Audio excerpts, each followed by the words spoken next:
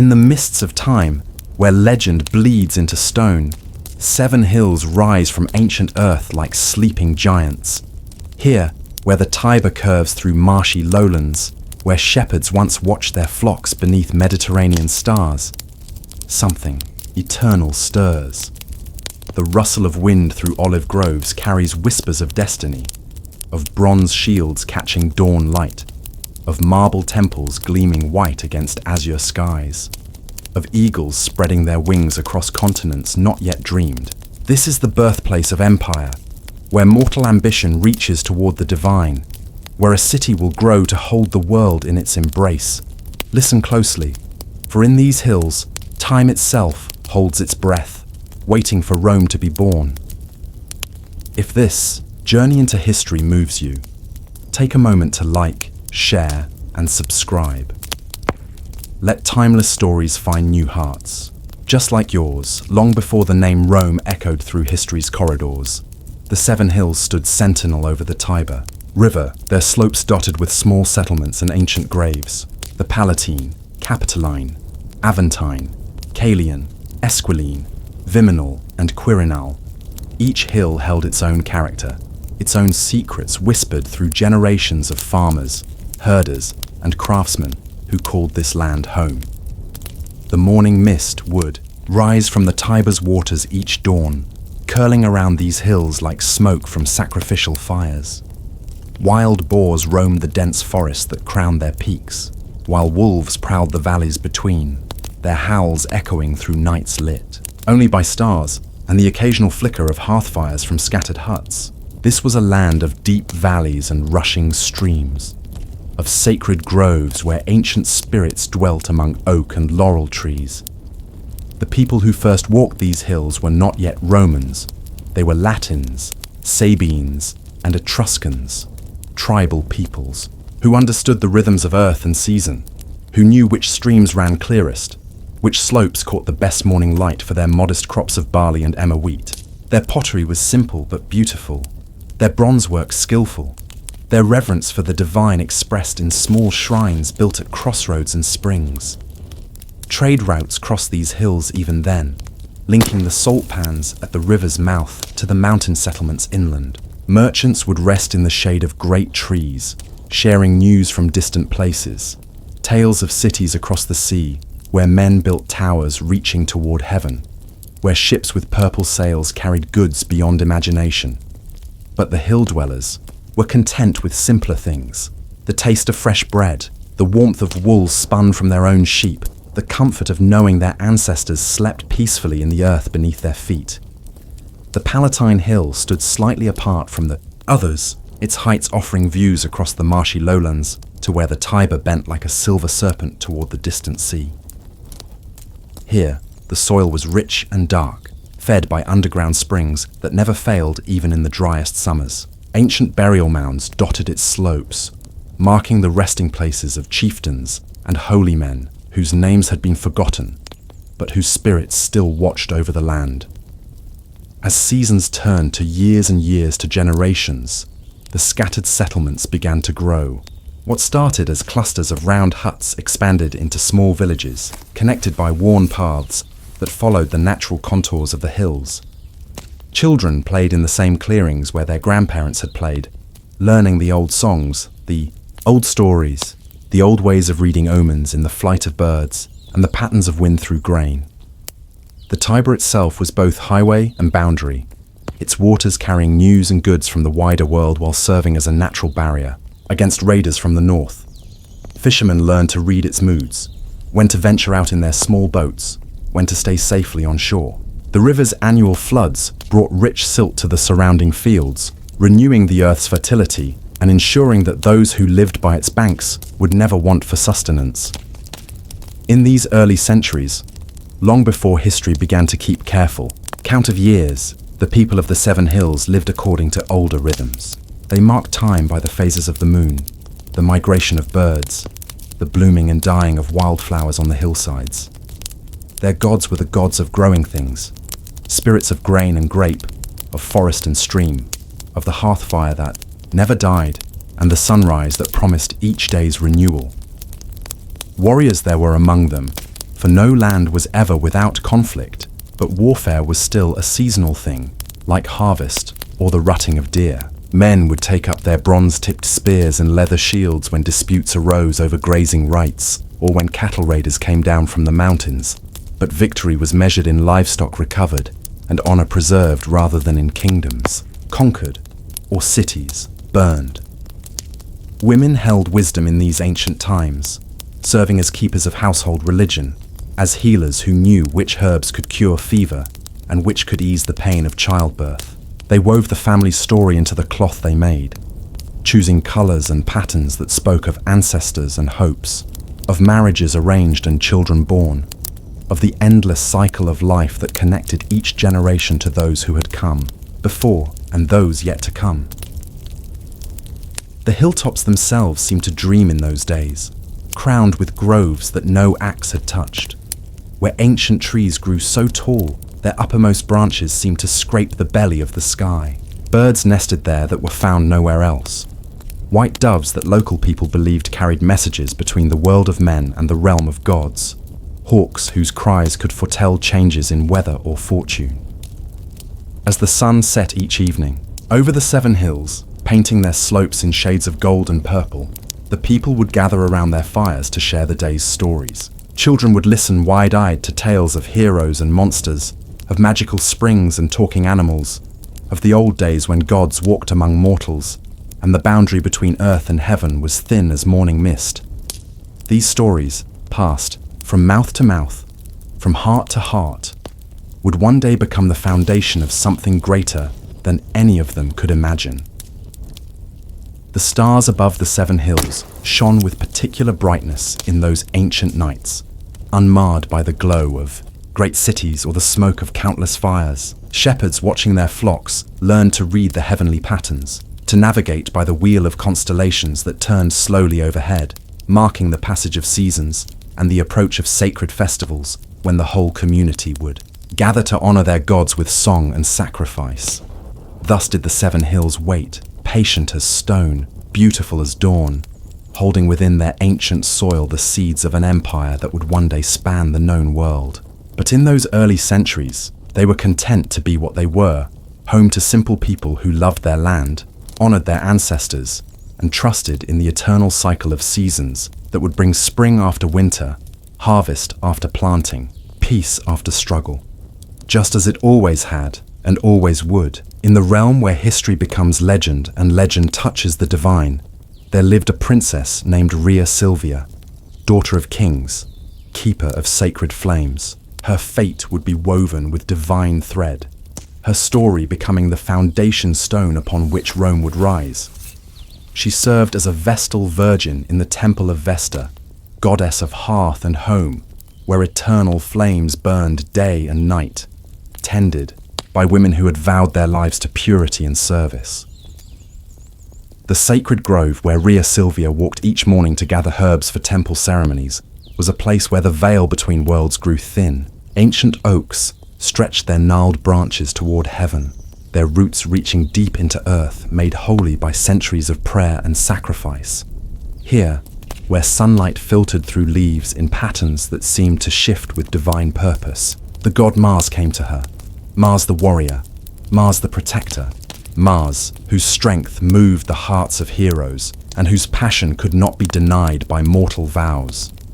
Their union was brief as lightning, powerful as thunder, and from it came consequences that would echo through centuries.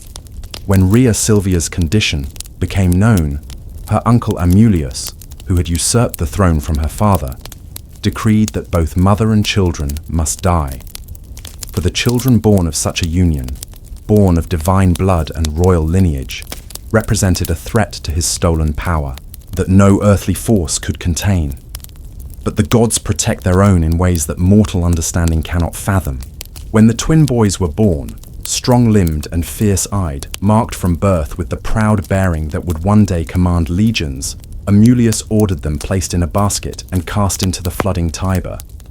The river, swollen with spring rains, carried the basket downstream, past marshes where herons stood like silent sentinels, past mudflats where wild pigs rooted for food, until at last the waters receded and left the basket stranded on the muddy shore near the Palatine Hill. There, in a grove sacred to the god Faunus, where the wild things of forest and field came to drink from a spring that never ran dry, a she-wolf found the abandoned infants. This was no ordinary wolf, for she bore the blessing of Mars himself. Her coat gleamed silver in moonlight, her eyes held intelligence beyond animal cunning, and her heart was moved by divine compassion to nurse these children of God and King as if they were her own cubs. The wolf's den lay hidden beneath an overhang of rock, sheltered from wind and rain, carpeted with soft grasses and lined with fur she had shed in her seasons of plenty. Here she brought the twins, licking them clean with her rough tongue, warming them with her body, giving them the milk that would make them strong as the wild things of the forest, swift as running water, brave as their divine father who ruled over war and courage. Days passed into weeks, weeks into months, and the twins grew under the wolf's protection. They learned to crawl among the roots of ancient trees, to reach for berries that hung red and sweet from low branches, to listen to the language of wind and water that spoke of weather changes and distant dangers. The wolf taught them by example, how to move silently through undergrowth, how to read the signs that told of friend or foe approaching, how to find shelter when storms swept down from the mountains. A woodpecker also came to aid in their upbringing, for this bird too was sacred to Mars. With its bright red crest and tireless industry, it brought them insects and grubs, teaching them which foods the forest offered freely and which must be approached with caution.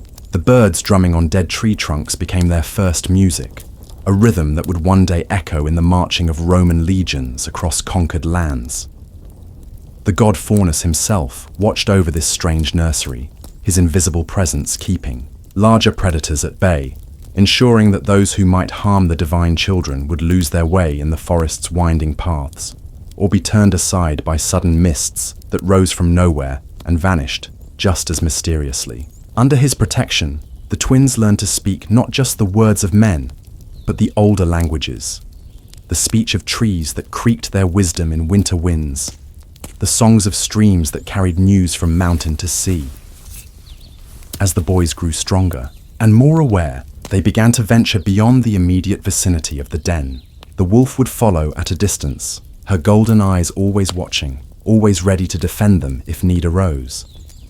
They learned to swim in the sacred pools fed by underground springs, their bodies growing lean and hard from constant activity, their skin bronzed by sun and wind, their hair bleached almost white by their time in the open air. It was during one of these explorations that Faustulus found them. This shepherd of King Numitor's flocks was a man of simple faith and honest heart, who had often seen strange signs in his wanderings through the hills, lights that danced among the trees with no earthly source, voices that whispered ancient, songs in languages he did not know, glimpses of figures moving through the forest with grace beyond mortal ability. When Faustulus first saw the boys playing near the spring, while the great she-wolf watched from the shadows, he fell to his knees, in recognition of the divine mystery before him. These were no ordinary children abandoned by desperate parents. Their bearing, their strength, the very air of destiny that surrounded them, spoke of higher purposes than mortal eyes could see. With trembling hands, he approached the twins, speaking, softly in the old tongue his grandmother had taught him, words used to address sacred things and holy places. The wolf watched him carefully but did not flee, seeming to understand that this man came with no intention of harm. When Faustulus reached out to touch the boys, they came to him without fear, their young faces bright with curiosity and intelligence that already seemed to hold depths beyond their years. Thus began the next phase of their divine education. Faustulus took them to his modest home, where his wife Acca Laurentia received them with the joy of a woman long barren who suddenly finds herself blessed with children. She had heard the old stories, knew the signs and portents that marked those chosen by the gods for great destinies. In raising these boys, she understood she was helping to shape forces that would one day reshape the world itself. Under their foster parents' care, the twins learned the skills of civilization alongside the wild wisdom the wolf had given them. They mastered the use of tools, the care of animals, the cultivation of crops, the making of pottery, and the weaving of cloth. But they never forgot their forest origins, often slipping away to visit the sacred grove where their lupine mother still hunted, bringing her offerings of bread and meat, receiving in return her rough affection and the continued blessing of her presence. Faustulus named them Romulus and Remus, names that carried the weight of prophecy even as they rang with the strength of their divine heritage. As they grew from boys to young men, their extraordinary nature became impossible to hide.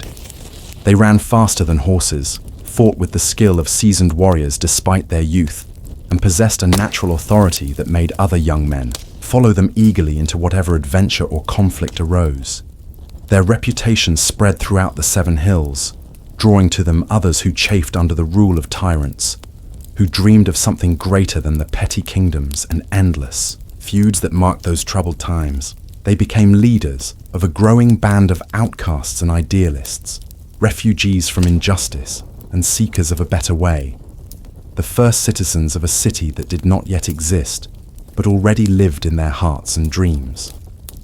The sacred grove where they had been nursed by the wolf became their meeting place, where plans were made and oaths sworn under the watchful eyes of the gods. Here, as young men, they would return each morning to make offerings at the spring where divine water still bubbled up from Earth's hidden heart, giving thanks for their miraculous preservation and asking guidance for the great work that lay ahead.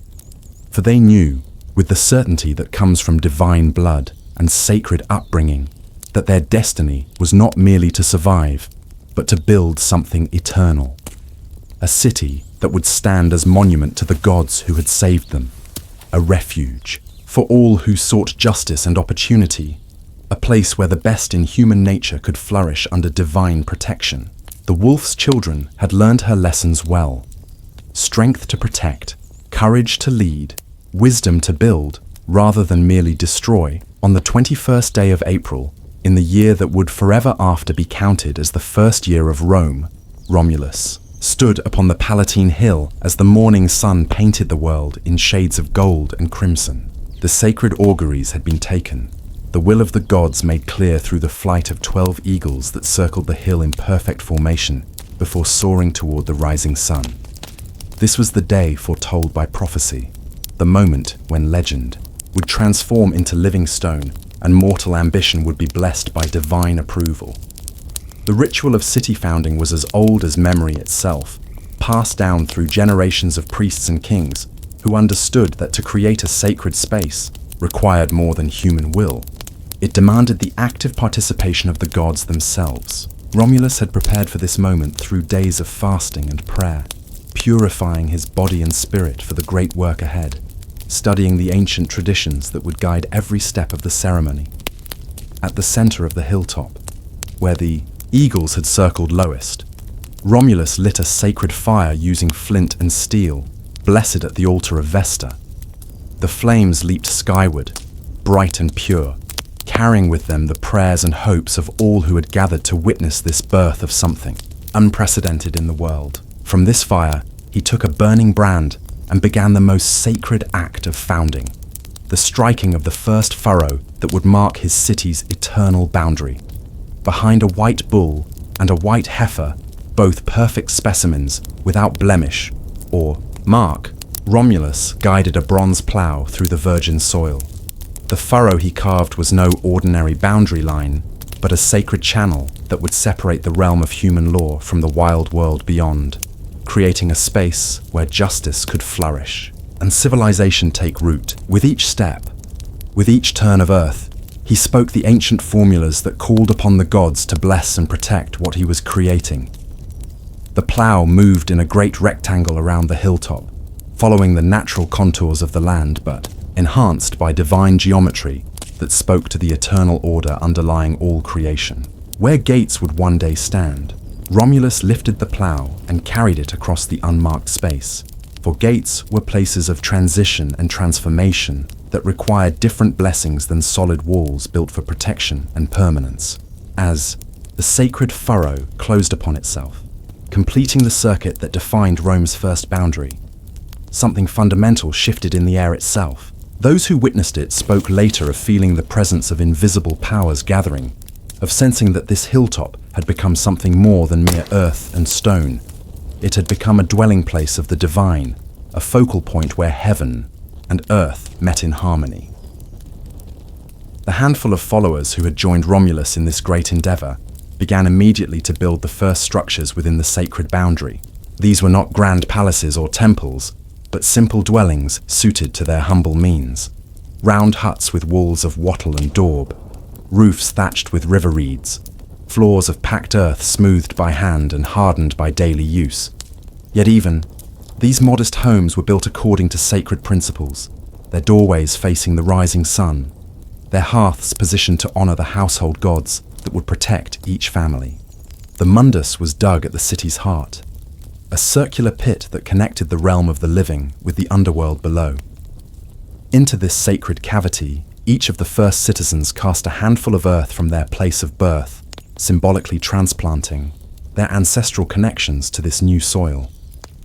Over the mundus, they built a shrine where offerings could be made to the spirits of the dead, ensuring that those who had gone before would continue to watch over and protect the living. Water, the source of all life, was channeled from the sacred springs that had nourished Romulus and Remus in their infancy.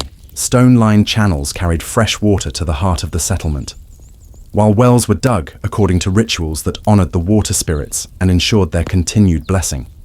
Every drop that flowed within the city's boundaries was considered sacred, blessed by the gods, and protected by ancient taboos that forbade its pollution or waste. The first laws were simple but profound, inscribed on wooden tablets and displayed where all could see them. They spoke of mutual protection and shared responsibility, of respect for the gods and reverence for ancestors, of the obligation to defend the sacred boundary against all who would violate it. These laws were not the inventions of mortal minds, but divine commandments received through augury and ritual, carrying the full weight of heaven's authority. As word of the new city spread throughout the 7 hills, it drew to itself others who sought something better than the petty tyrannies and endless feuds that marked those troubled times. Refugees from failed harvests and younger sons with no inheritance, craftsmen seeking new markets and warriors weary of serving unjust masters, all found welcome within Rome's sacred boundary, provided they swore the oath that bound them to the community's protection and prosperity. The asylum was established on the Capitoline Hill, a sacred refuge where those fleeing persecution or injustice could find sanctuary. This was not mere political calculation, but religious duty, for the gods themselves had been refugees once, driven from older realms by forces beyond their control. In offering protection to the displaced and dispossessed, Rome honored the divine example and earned the favor of powers that rewarded mercy with prosperity. Trade routes that had bypassed the 7 hills for generations began to turn toward this new settlement, drawn by Romulus's guarantee of safe passage and fair dealing. Merchants from the Greek colonies to the south, Etruscan traders from the north, and tribal chiefs from the eastern mountains all found that Rome offered advantages unavailable elsewhere: protection for their goods, honest weights and measures, and leaders who honored their agreements, even when it cost them personally.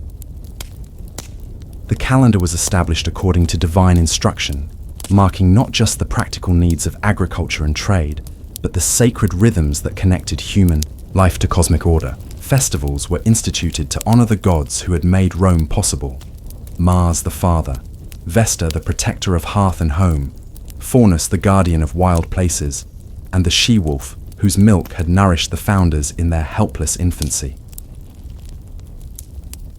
As the first year of Rome's existence passed, the settlement grew from a few dozen souls to several hundred, then to over 1,000, as its reputation for justice and prosperity spread throughout central Italy.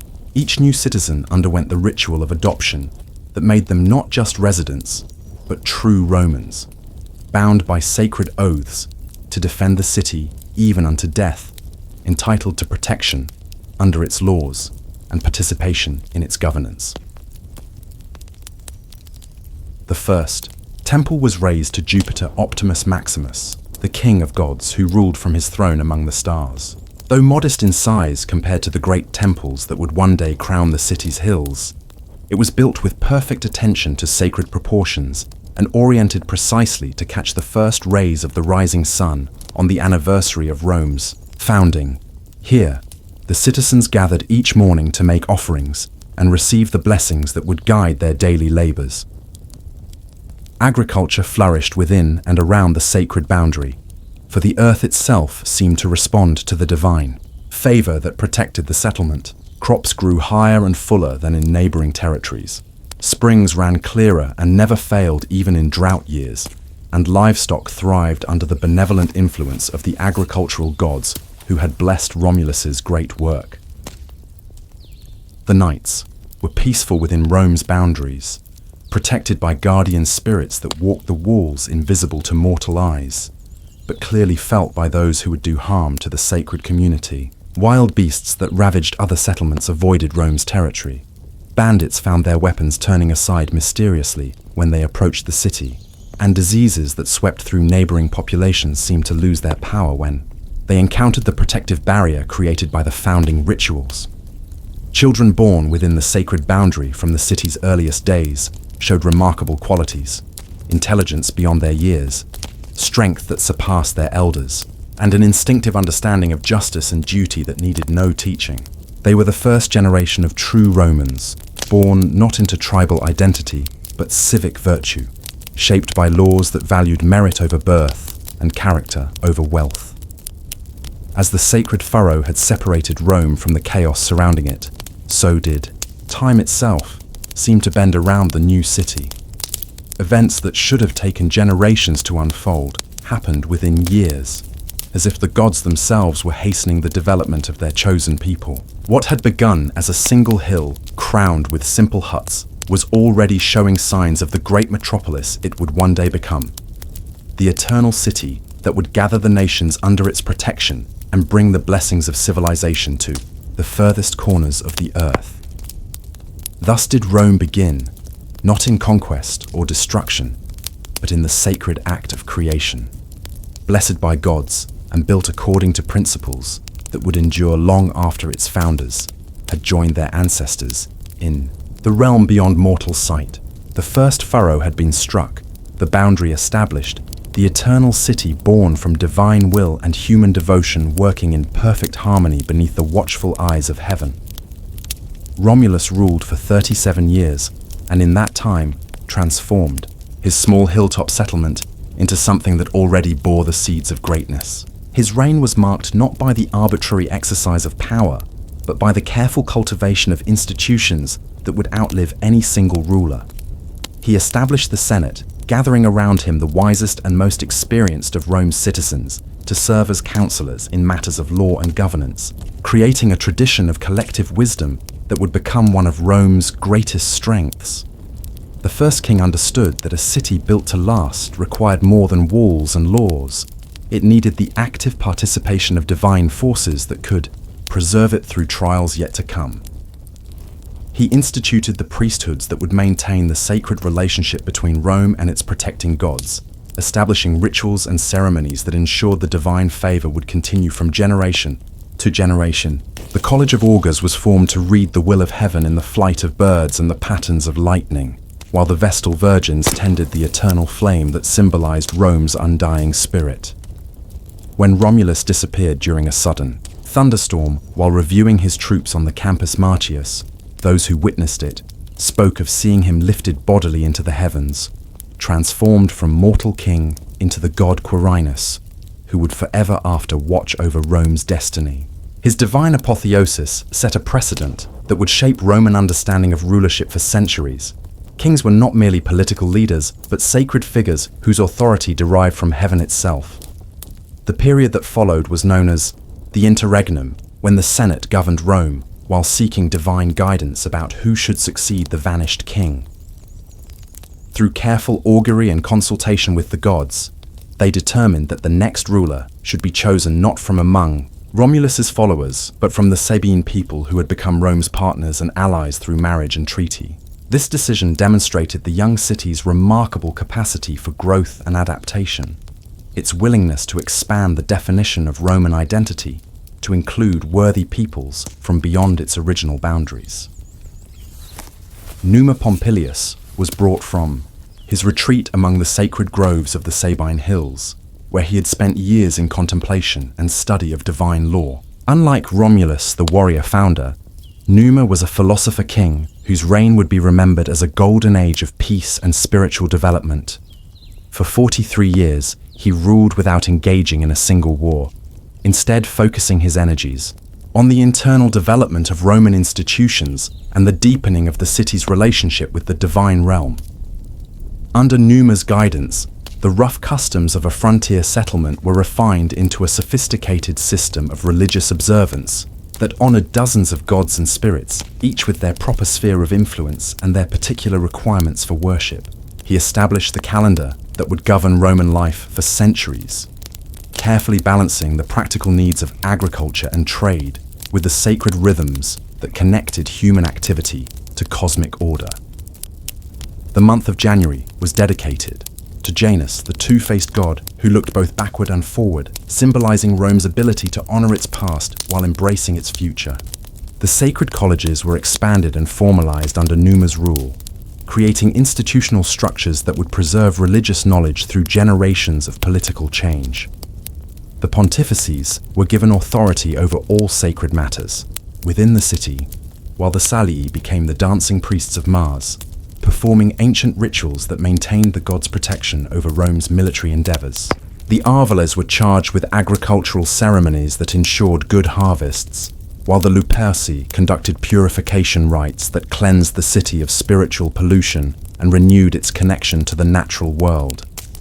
Numa's laws were revolutionary in their gentleness and wisdom, replacing the harsh customs of tribal society with principles of justice that recognized the inherent dignity of all Roman citizens. He established the legal principle that intent mattered as much as action in determining guilt or innocence, laying the foundation for the sophisticated jurisprudence that would become one of Rome's greatest gifts to civilization. His marriage laws protected women from arbitrary divorce while ensuring that children born within legitimate unions would inherit their father's status and property. The peaceful prosperity of Numa's reign attracted scholars and artisans from throughout the Mediterranean world, making Rome a center of learning and cultural exchange. Greek philosophers established schools within the city's walls, sharing their knowledge of mathematics and natural philosophy with eager Roman students. Etruscan craftsmen taught their skills in bronze working and stone carving, while merchants from Carthage and Egypt brought goods and ideas that enriched Roman life immeasurably. When Numa died at the advanced age of over 80, having outlived most of his contemporaries, his funeral became the occasion for one of the most magnificent celebrations in Rome's early history. Representatives from dozens of allied cities came to pay their respects to the king who had shown that strength lay not only in military might but in the cultivation of wisdom and justice. His burial was conducted according to his own instructions, in a simple tomb without expensive grave goods, reflecting his belief that a ruler's true monuments were the institutions he created and the peace he preserved. The third king, Tullus Hostilius, represented a return to the martial virtues that had characterized Romulus's reign. For 32 years, he led Rome's armies in a series of wars that expanded the city's territory and influence throughout central Italy. Yet these were not wars of mere conquest, but calculated campaigns designed to secure Rome's borders and establish its dominance over potential rivals who might threaten the peace that Numa had so carefully cultivated. The most famous of these conflicts was the war against Alba Longa, Rome's mother city, which had grown jealous of its former colony's rapid rise to prominence. Rather than devastate the countryside with prolonged fighting, Tullus proposed that the conflict be decided by single combat between champions chosen from each side. The Roman champions were the three Horatii brothers, while Alba Longa was represented by the three Curiati. The battle that followed became legendary for its demonstration of Roman virtues: courage in the face of overwhelming odds, cunning in the service of victory, and absolute dedication to the welfare of the state. When two of the Horatii fell in the initial fighting, the surviving brother employed a strategic retreat that allowed him to defeat his wounded opponents one by one. His victory brought Alba Longa under Roman control and demonstrated to the world that Rome's soldiers possessed not only strength and courage, but the intelligence to adapt their tactics to any situation. The incorporation of Alba Longa's population doubled Rome's size and added experienced warriors and skilled craftsmen to its growing community. Tullus's military successes were balanced by his attention to the internal development of Roman institutions. He expanded the army's organization, creating new ranks and units that could accommodate the growing number of citizens, while maintaining the discipline and cohesion that made Roman forces superior to their opponents. The census system was refined to ensure that military service was distributed fairly among all social classes, while rewards for valor in battle were established to encourage individual excellence within the framework of collective action. The fourth king, Ancus Marcius, combined the peaceful wisdom of Numa with the military prowess of Tullus, ruling for 24 years and establishing Rome as the dominant power in the region between the Apennine Mountains and the Tyrrhenian Sea. His greatest achievement was the conquest of the salt works at the mouth of the Tiber River, which gave Rome control over one of the ancient world's most valuable commodities and provided a steady source of revenue that funded further expansion and development. Ancus understood that Rome's future lay not merely in military conquest, but in commerce and diplomacy, in becoming a center of trade and cultural exchange that would attract the wealth and talent of the wider world. He constructed the first bridge across the Tiber, connecting Rome to the territories beyond the river and facilitating the movement of goods and people that would fuel the city's continued growth. The port of Ostia was founded at his command, creating a gateway through which Roman influence could flow out to the Mediterranean world, and foreign goods could flow back to enrich Roman life. The legal system was further refined under Ancus's rule, with the establishment of formal procedures for declaring war and making peace that ensured Rome's conflicts would be conducted according to divine law and international custom. The Fetial priests were given authority to determine when warfare was justified and to conduct the rituals that secured divine approval for military action. This innovation not only protected Rome from the spiritual dangers of unjust war, but also enhanced its reputation among neighboring peoples as a state that honored its obligations and respected the rights of others. The fifth king, Lucius Tarquinius Priscus, was an Etruscan noble who brought to Rome the sophisticated culture and advanced technology of his people. His reign of 38 years marked a period of unprecedented urban development, as the simple hilltop settlement was transformed into a true city with paved streets, monumental architecture, and sophisticated infrastructure. The Circus Maximus was built during his reign, providing a venue for the chariot races and athletic competitions that would become central to Roman popular culture. Tarquinius Priscus understood that a great city required great buildings to house its institutions and reflect its growing power. The first stone temple to Jupiter was constructed on the Capitoline Hill during his reign, its size and magnificence declaring Rome's status as a major power to all who approached the city from the surrounding countryside. The royal palace was expanded and beautified, while the forum was paved and surrounded with colonnades that provided shelter for merchants and meeting places for citizens conducting business. The drainage of the marshy areas around the Seven Hills was begun under Tarquinius, with the construction of the great sewer system that would become one of the engineering marvels of the ancient world. The Cloaca Maxima not only improved public health by carrying away wastewater, but also created valuable new land for construction and agriculture. This project demonstrated Rome's growing mastery of engineering techniques that would later enable the construction of aqueducts, roads, and monuments that would span continents and endure for millennia. Thus did the Seven Kings guide Rome through its first 2.5 centuries, each contributing his own gifts to the growing greatness of the Eternal City, from Romulus's divine foundation through Numa's spiritual wisdom, from Tullus's military valor through Ancus's diplomatic skill, from Tarquinius's cultural sophistication to the achievements yet to come. Each reign added new layers to the complex structure of Roman civilization, building upon the sacred foundation that would support an empire destined to encompass the world. The sixth king, Servius Tullius, ruled for 44 years and transformed Rome from a city-state into something approaching a true nation. His greatest innovation was the census, a systematic counting and classification of all Roman citizens that served not only military and tax purposes, but also created the first comprehensive understanding of Roman society's complexity and diversity. Every 5 years, citizens would gather in the Campus Martius to be enrolled according to their wealth, family status, and military capability, creating a civic ritual that bound the community together while establishing each person's rights and obligations within the state. Servius expanded Rome's physical boundaries to encompass all 7 hills within a single fortified perimeter, constructing the massive earthwork and stone wall that would bear his name for centuries to come. This Servian wall was more than mere military engineering. It was a sacred boundary that formally expanded the Pomerium, the religious border that defined the city proper, incorporating new territories and populations into Rome's spiritual as well as political community. The constitution that Servius established recognized the reality that Rome had grown beyond the simple structures that had served during its earlier centuries. The citizen body was divided into 5 classes based on wealth, with each class having specific military obligations and political privileges.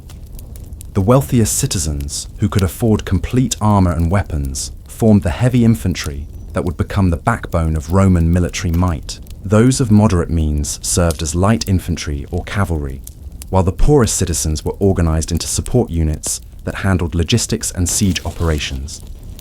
This system ensured that military service remained a civic duty shared by all Romans rather than becoming the monopoly of a professional warrior class. It also created a pathway for social mobility, as citizens who increased their wealth through trade or agriculture could move into higher classes and gain greater political influence. The annual census became an opportunity for recognizing achievement and rewarding merit, reinforcing the Roman belief that virtue and industry should be honored regardless of birth or family connections. The last king, Tarquinius Superbus, began his reign with great promise, but gradually descended into the tyranny that would make his name synonymous with despotic rule. For 25 years, he governed Rome with increasing harshness and arbitrary authority, abandoning the consultative traditions that had made earlier kings successful in favor of personal rule. Backed by foreign mercenaries and court favorites who owed their positions to royal favor rather than popular respect. The crisis that would end the monarchy began not with political opposition, but with a personal crime that violated the most sacred bonds of Roman society. Sextus Tarquinius, the king's son, committed rape against Lucretia, the virtuous wife of Collatinus, a respected nobleman whose family had served Rome faithfully for generations. This act of violence against an innocent woman who embodied the domestic virtues that Romans held most sacred created a moral crisis that transcended political considerations. Lucretia's response to her violation demonstrated the strength of character that Roman matrons were expected to possess. Rather than accept dishonor silently or seek personal revenge, she summoned her husband and father to hear her account of what had transpired. In their presence, and in the presence of Lucius Junius, Brutus, a kinsman known for his wisdom and integrity, she testified to the crime committed against her, and demanded that justice be done not for her sake alone but for the protection of all Roman wives and daughters. Having spoken her testimony and received their oath that vengeance would be taken, Lucretia drew a hidden dagger and plunged it into her own heart, choosing death rather than living with the stain of dishonor, even though all present agreed that no fault lay with her. Her sacrifice galvanized Roman opinion in a way that purely political grievances never could have achieved, transforming discontent with royal misrule into a moral crusade for the protection of Roman virtue and the restoration of ancient freedoms. Brutus, who had previously hidden his intelligence behind a mask of simple-mindedness to protect himself from the king's suspicion, now revealed his true character as he drew the bloody dagger from Lucretia's breast and swore a sacred oath. Before the gods and in the presence of witnesses, he vowed that neither Tarquinius Superbus nor any of his family would ever again rule over Rome. and that the city would never again be subject to the arbitrary will of a single man. The body of Lucretia was carried through the streets of Rome, covered with a cloth that could not hide the dignity of her sacrifice, or the horror of the crime that had driven her to it. Citizens gathered wherever the procession passed, listening as Brutus and other nobles recounted not only the immediate outrage, but the pattern of tyrannical behavior that had marked Tarquinius's later years. The king's arbitrary seizure of property, his use of forced labor for private construction projects, his reliance on foreign supporters rather than Roman citizens, all these grievances found voice in the moral clarity that Lucretia's sacrifice had created. When Tarquinius attempted to return to Rome with an army of supporters from neighboring cities, he found the gates barred against him and the citizen militia assembled on the walls. The revolution had been accomplished without violence against any but those who had chosen to stand with tyranny against justice. The king's supporters melted away when faced with the united opposition of the Roman people, leaving Tarquinius to seek refuge among the enemies of Rome, who saw his exile as an opportunity to strike against the growing power of the city. In the aftermath of the monarchy's fall, the Roman people faced the challenge of creating new institutions that would preserve the freedom they had won while maintaining the order and prosperity that had made Rome great.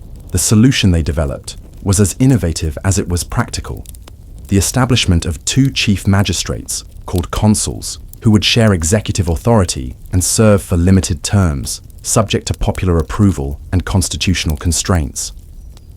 Lucius, Junius Brutus, and Lucius Tarquinius Collatinus were chosen as the first consuls, their election marking the formal beginning of the Roman Republic. The irony that one of Rome's first republican magistrates bore the same family name as the exiled king was not lost on the citizens, who saw in this choice a demonstration that Roman identity transcended family connections, and that virtue rather than blood determined fitness for leadership. The consular system embodied principles that would guide Roman governance for centuries to come. No single individual could exercise supreme authority, as each consul could veto the actions of his colleague, preventing the kind of arbitrary rule that had marked Tarquinius's later years. Terms of office were limited to 1 year, ensuring that power would rotate among qualified citizens rather than becoming the permanent possession of any individual or family. Most importantly, consuls remained subject to the law and could be held accountable for their actions once their terms expired. The Senate, which had served as an advisory body under the kings, now became the Republic's guiding institution, providing continuity and institutional memory as elected magistrates came and went. Senators served for life, chosen from among former magistrates who had demonstrated their competence and integrity in public service. This system created a pool of experienced leaders who could provide wisdom and guidance during crises while ensuring that ultimate authority remained with the people who elected the magistrates and approved the laws. The establishment of the Republic required more than institutional innovation. It demanded a fundamental transformation in Roman consciousness, a shift from subject to citizen that would shape the character of Roman civilization for centuries to come. Citizens were no longer merely inhabitants of territory ruled by a king, but participants in a political community that existed to serve their collective welfare and protect their individual rights. This transformation was reflected in every aspect of Roman life, from the legal system that now recognized citizens' rights to trial and appeal, to the military organization that became an expression of civic duty rather than royal service. The very language of politics changed, as terms like republic, res publica, meaning public thing, and citizen, civis, gained new meanings that emphasized participation rather than submission, responsibility rather than dependence. The first years of the Republic were marked by external challenges as exiled royalists and hostile neighbors sought to exploit Rome's political transition for their own advantage. Yet these threats only strengthened republican institutions by demonstrating that free citizens could defend themselves more effectively than subjects serving a monarch. The military victories that marked the early republic's foreign policy were achieved not through professional armies loyal to individual commanders, but through citizen militias fighting for their own homes and freedoms. Beyond the Tiber's gentle curves, beyond the familiar embrace of the Seven Hills, Rome's gaze turned outward like a wolf sensing distant prey. The young republic, still tender with the memory of expelled kings, found itself drawn inexorably into the wider world of the Italian peninsula. Here, among olive groves and mountain passes, the true character of Roman ambition would first reveal itself, shaped not by the dreams of monarchs, but by the collective will of citizen soldiers who understood that survival meant expansion, and expansion meant the sword. The Latin League stood as Rome's first testing ground, a confederation of cities bound by blood, language, and the shared weight of tradition. Yet even among kinsmen, the seeds of dominion took root. When Tusculum rebelled in 458 BCE, Rome's response carried the cold precision that would echo through centuries. Swift, merciless, absolute. The defeated city was not destroyed but absorbed. Its citizens granted the peculiar gift of Roman citizenship, a practice that would become the Republic's most powerful weapon. Where other conquerors ruled through fear alone, Rome offered something far more seductive: belonging. Lucius Quinctius Cincinnatus embodied this early Roman ideal, called from his plough to save the state, serving as dictator for 16 days before returning to his fields. His story, whether burnished by legend or not, captured something essential about the Republic's spirit. Power was a burden to be shouldered, not a crown to be worn. This mythology of reluctant service would sustain Rome through its darkest hours, even as the reality of governance grew ever more complex. The Equi and Volsci learned of Roman determination through blood and bronze. These mountain peoples, fierce and proud, descended from their highlands like storms, striking at Roman settlements with the fury of men defending their ancient ways. Yet Rome's response revealed a military innovation that would reshape the ancient world: the manipular system, where rigid phalanx formations gave way to flexible units that could adapt to any terrain, any enemy. The legions became not merely soldiers, but instruments of statecraft, capable of both conquest and construction. Veii, the Etruscan jewel, presented Rome with its first true test of will. For over a century, these two cities had skirmished across, the Tiber like jealous siblings. But the siege that began in 406 BCE transformed rivalry into annihilation. 10 years the Romans camped beneath Veii's walls, their determination unwavering even as seasons turned and harvests failed. Marcus Furius Camillus, appointed dictator in the darkest hour, understood that this was more than conquest. It was a declaration that Rome would endure any hardship, pay any price to achieve its ends. When Veii finally fell, its destruction carried a terrible poetry. The great Etruscan city, with its painted tombs and soaring temples, was methodically dismantled, its population sold into slavery, its very memory consigned to dust. Yet from this act of calculated brutality came an unexpected transformation. Rome's territory doubled overnight, and with it came the revelation that expansion could bring not just glory, but survival. The rich Etruscan lands would feed Roman citizens, while the precedent of total victory would echo in Roman minds for generations, but triumph bred its own nemesis. From the mists of the north came the Gauls, warriors whose very appearance struck terror into Mediterranean hearts. Tall, fair-haired, painted for war, they moved like a force of nature across the Alps, drawn by tales of Roman gold and Etruscan treasures. At the Battle of the Alesia in 390 BCE, they shattered the Roman army so completely that many fled before the battle was truly joined. The image of Roman senators sitting motionless in their chairs as barbarian swords fell upon them became a founding trauma, a reminder that even the mightiest could be humbled by fortune's wheel. The sack of Rome that followed burned itself into the collective memory of the Republic. For months, Gallic warriors roamed the Seven Hills, looting temples, burning homes, while the remnant of Rome's defenders held out on the Capitoline Hill. The story of the sacred geese alerting guards to a night attack became legend, but the deeper truth was grimmer. Rome had learned that its growing power made it a target, that success invited its own destruction. From the ashes of humiliation, Rome rebuilt itself with cold fury. The city that rose from Gallic flames was harder, more determined, its walls thicker and its ambitions more focused. The Servian wall, begun in this period, stood not merely as fortification, but as a promise.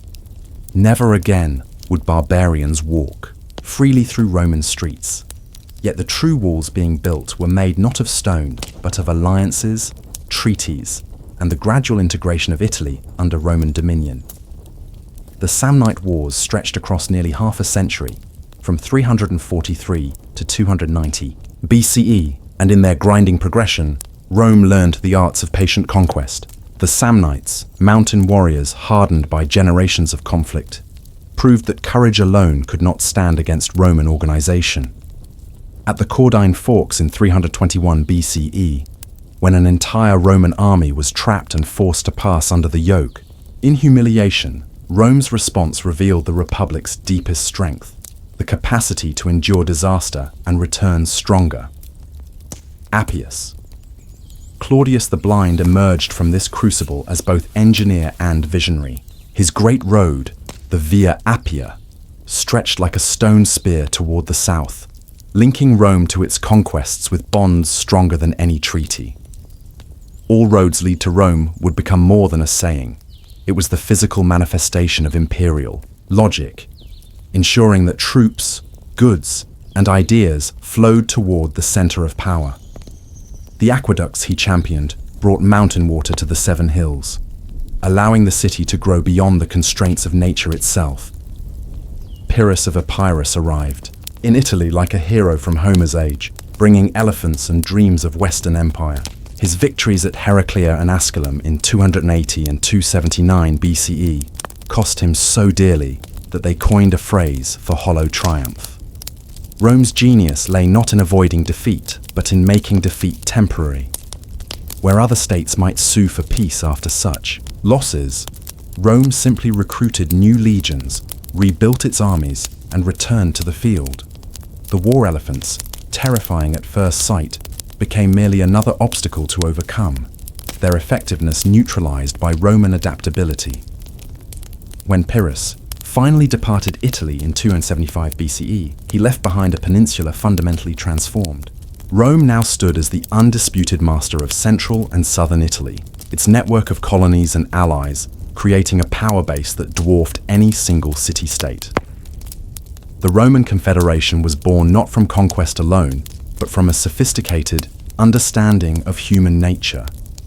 Former enemies could become partners if the terms were right, if Roman citizenship was offered judiciously, if local customs were respected while loyalty was demanded. Tarentum, the last great Greek city to resist, fell in 272 BCE with barely a whisper. Its magnificent temples and theatres became Roman prizes, its scholars and artists absorbed into the growing cultural synthesis that would define Roman civilization. Here was the paradox of Roman expansion, destruction and preservation walking hand in hand. What Rome conquered, it also transformed, creating something neither purely Roman nor purely foreign, but altogether new.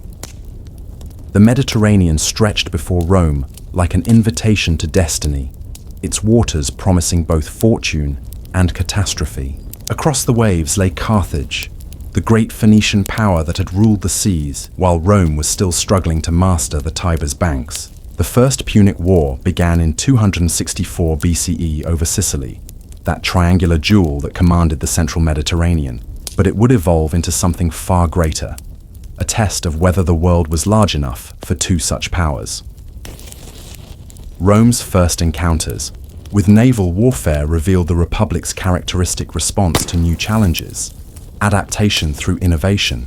The Corvus, that devastating boarding bridge, transformed sea battles into land fights, allowing Roman legionaries to bring their superior close combat skills onto enemy decks. Ships locked together in deadly embrace while Marines fought with Gladius and Scutum, turning the Mediterranean into an extension of Roman battlefields. Yet the sea exacted its own price. Entire fleets vanished in storms, their crews and soldiers swallowed by waves that knew no loyalty to empire. Off Cape Economus in 255 BCE, a Roman fleet of nearly 700 ships met the Carthaginian navy in the largest naval battle of the ancient world. The victory that followed seemed to open Africa itself to Roman ambition, but the sea would have its revenge. Storms and miscalculation destroyed fleet after fleet, teaching Rome that mastery over land did not guarantee dominion over water. Marcus Atilius Regulus became the war's tragic hero, leading an army across the Mediterranean to strike at Carthage itself. His initial victories in Africa seemed to herald a swift end to the conflict, but fortune's wheel turned with cruel swiftness. Captured by the enemy, Regulus was sent to Rome to negotiate terms, bound by oath to return to Carthage if his mission failed. His speech to the Senate, urging them to reject Carthaginian peace overtures, became legend. Here was the Roman ideal made flesh, a man who chose death over dishonor, suffering over surrender.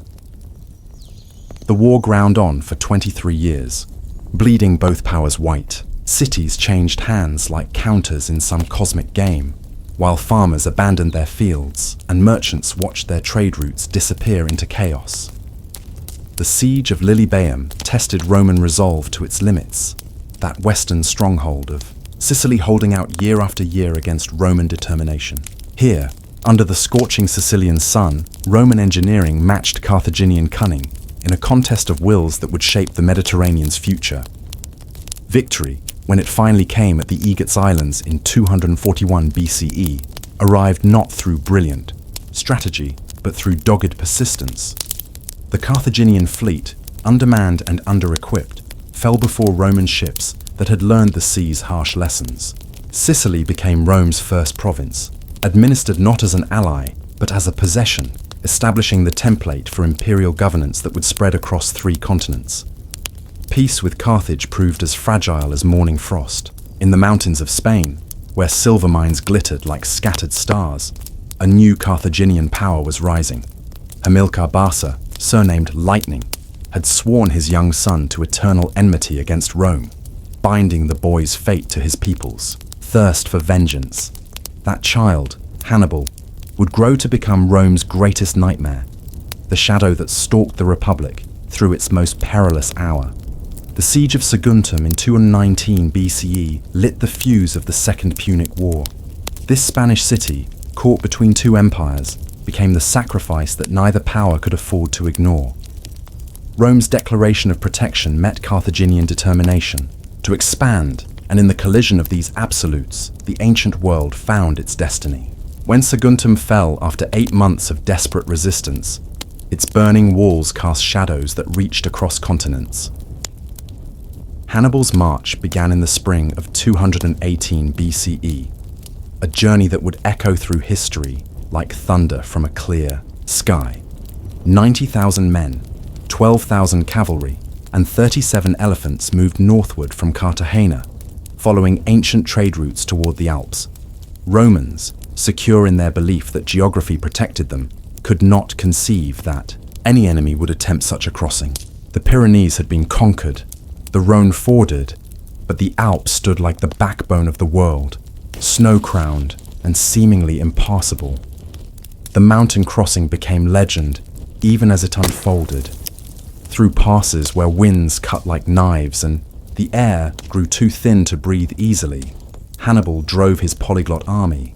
Gauls and Iberians, Libyans and Numidians, united only by loyalty to their commander and hatred of Rome, struggled through landscapes that seemed crafted by hostile gods. Elephants slipped from narrow ledges while avalanches buried entire companies. Men who had survived a dozen battles froze to death in their sleep, victims of an enemy that could not be fought with sword or spear.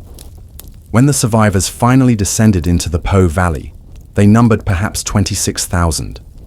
Barely a quarter of those who had begun the journey. Yet what emerged from the Alps was something more dangerous than any mere army. These were men who had crossed the impossible, led by a commander who had turned the Mediterranean's geography against Rome itself. The psychological impact of their arrival rippled across Italy like an earthquake. transforming a distant war into an immediate existential threat. At the Trebia River in December 218 BCE, Hannibal announced his arrival with characteristic brilliance. Using the river itself as a weapon, he lured the Roman army into crossing in winter conditions that numbed hands and froze weapons. The battle that followed was less combat than massacre. 18,000 Romans dead or captured, while Hannibal's losses remained minimal. The news that reached Rome was almost incomprehensible. How could barbarians from Africa be loose in northern Italy? Lake Trasimene in 217 BCE became the stage for ambush raised to the level of art. Hannibal positioned his forces in the hills overlooking the lake's northern shore, then waited with the patience of a spider for Gaius Flaminius to march his legions into the trap. Morning mist rose from the water like a conspirator's cloak, concealing Carthaginian positions until the moment of attack. When the slaughter ended, 15,000 Romans lay dead, including their consul, while Hannibal had lost barely 1,500 men. Rome's response to disaster revealed both its greatest strength and its most dangerous weakness. The appointment of Quintus Fabius Maximus as dictator brought wisdom born of long experience, a strategy of exhaustion and delay that recognized Hannibal's tactical superiority while exploiting his strategic limitations.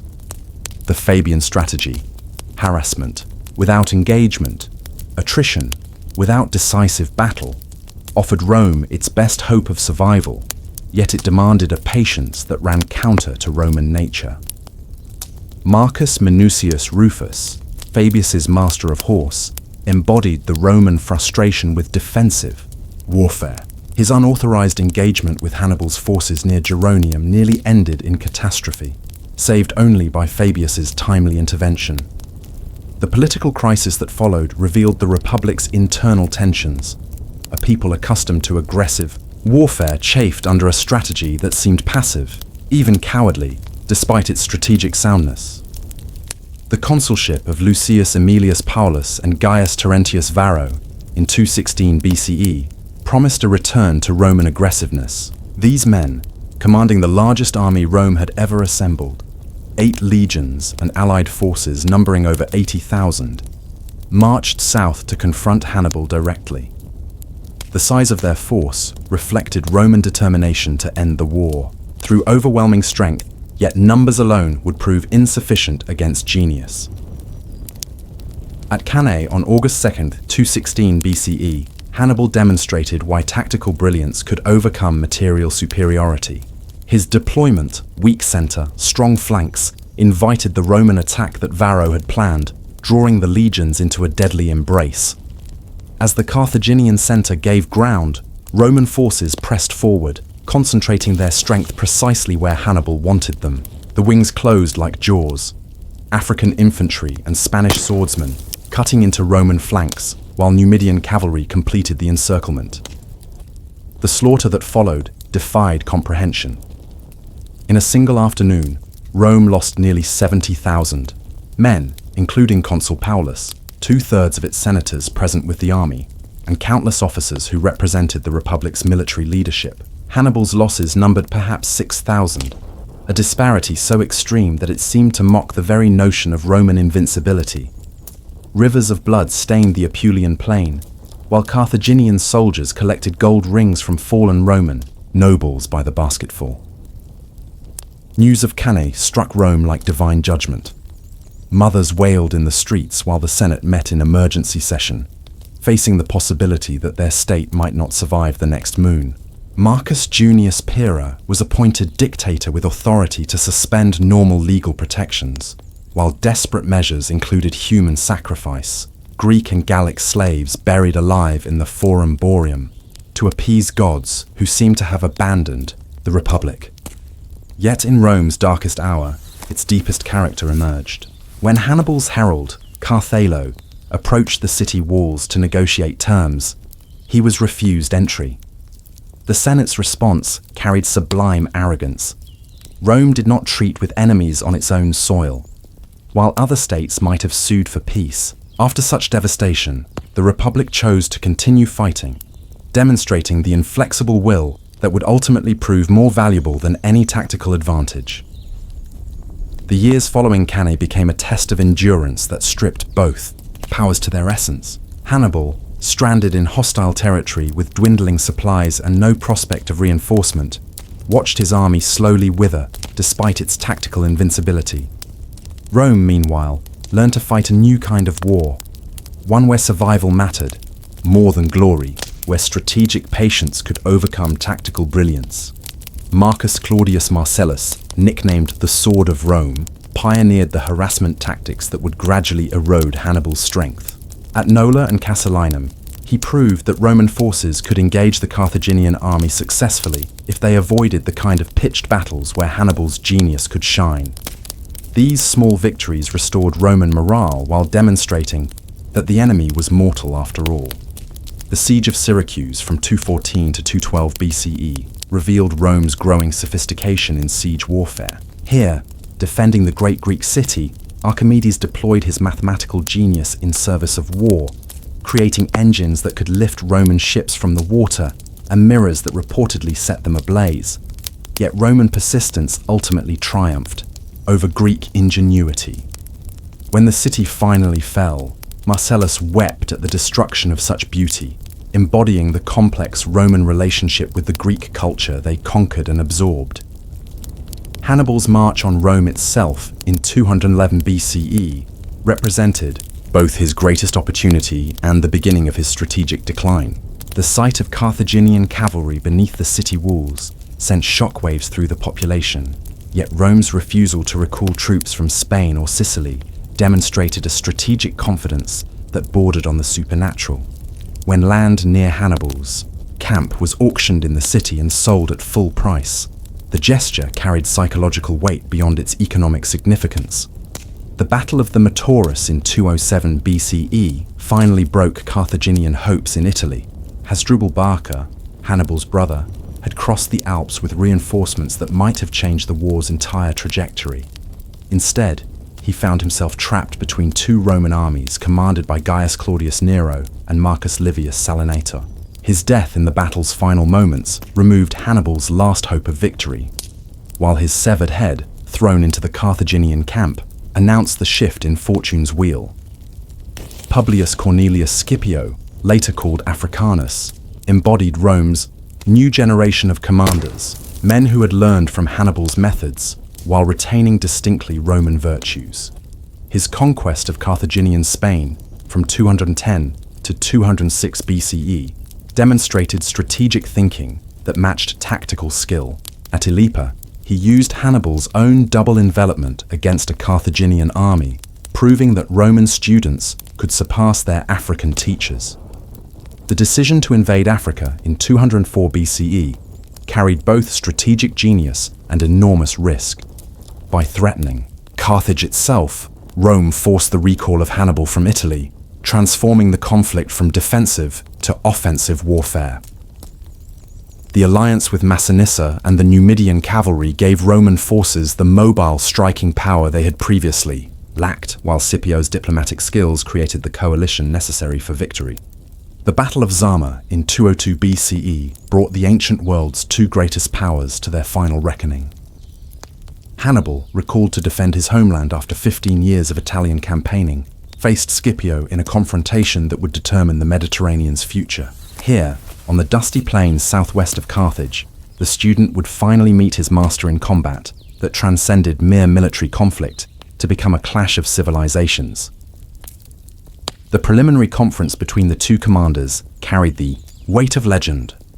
Hannibal, now approaching 50 and grey with the burden of long warfare, met Scipio at the midpoint between their armies.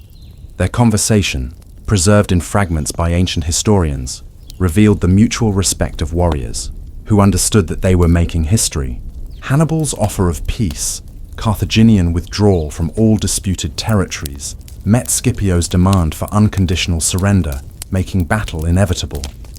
The deployment of forces reflected both commanders' understanding of their respective strengths and weaknesses. Hannibal placed his war elephants in the front line, hoping their charge would disrupt Roman formations as it had so often before.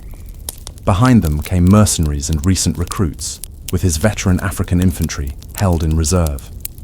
Scipio countered, with flexibility creating lanes through his formation that would allow the elephants to pass harmlessly through, while Massiniss's Numidian cavalry protected his flanks. The battle itself unfolded like a deadly chess match between masters. The elephant charge, Hannibal's opening gambit, failed when the trained beasts either fled down the prepared lanes or turned back into their own lines. The clash between the infantry forces became a grinding test of endurance, Roman discipline matching Carthaginian desperation. But the decisive moment came when Scipio's cavalry, having defeated their Carthaginian counterparts, returned to strike Hannibal's army in the rear. 20,000 Carthaginians died on Zama's field, while an equal number fell into Roman captivity. Hannibal himself escaped with a small remnant of cavalry, his military genius finally overcome by the superior resources and strategic position his enemy enjoyed. The great captain who had terrorized Rome for nearly 2 decades became a fugitive king, his dreams of empire dissolving like morning mist before the rising sun of Roman power. The peace treaty that followed was comprehensive in its destruction of Carthaginian power. The great fleets that had once commanded the Mediterranean were reduced to 10 ships, forbidden to leave African waters.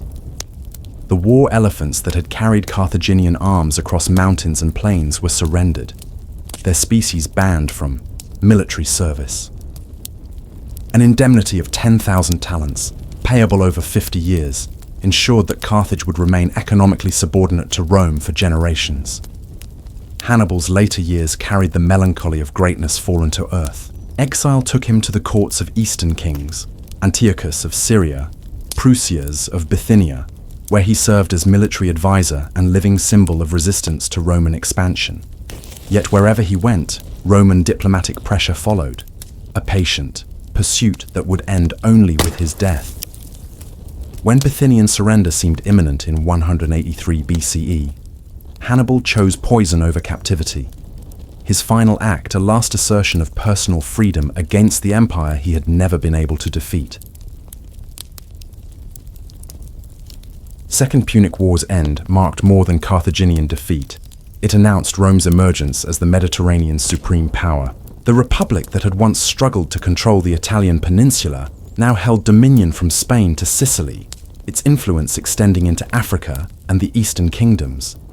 The psychological transformation was even more profound. Romans began to see themselves not merely as a successful city-state, but as the rightful masters of the civilized world. Yet victory came with a price that would echo through Roman history. The long war had militarized Roman society, creating a generation of soldiers who knew no life beyond campaign and conquest. The small farmers who had formed the Republic's backbone lay dead on distant battlefields, their lands abandoned or sold, to aristocrats who worked them with slave labor. The seeds of future civil strife were planted in the very soil of triumph, waiting for the proper season to bloom into catastrophe. Cato the Elder's repeated declaration, "Carthage must be destroyed," became more than personal obsession. It embodied Rome's growing conviction that security required the complete elimination of rivals. This logic, born from the trauma of Hannibal's invasion, would drive Roman expansion across the Mediterranean, transforming a defensive republic into an aggressive empire that consumed everything in its path. The conquered territories themselves presented new challenges that tested republican institutions designed for a city-state, not an empire.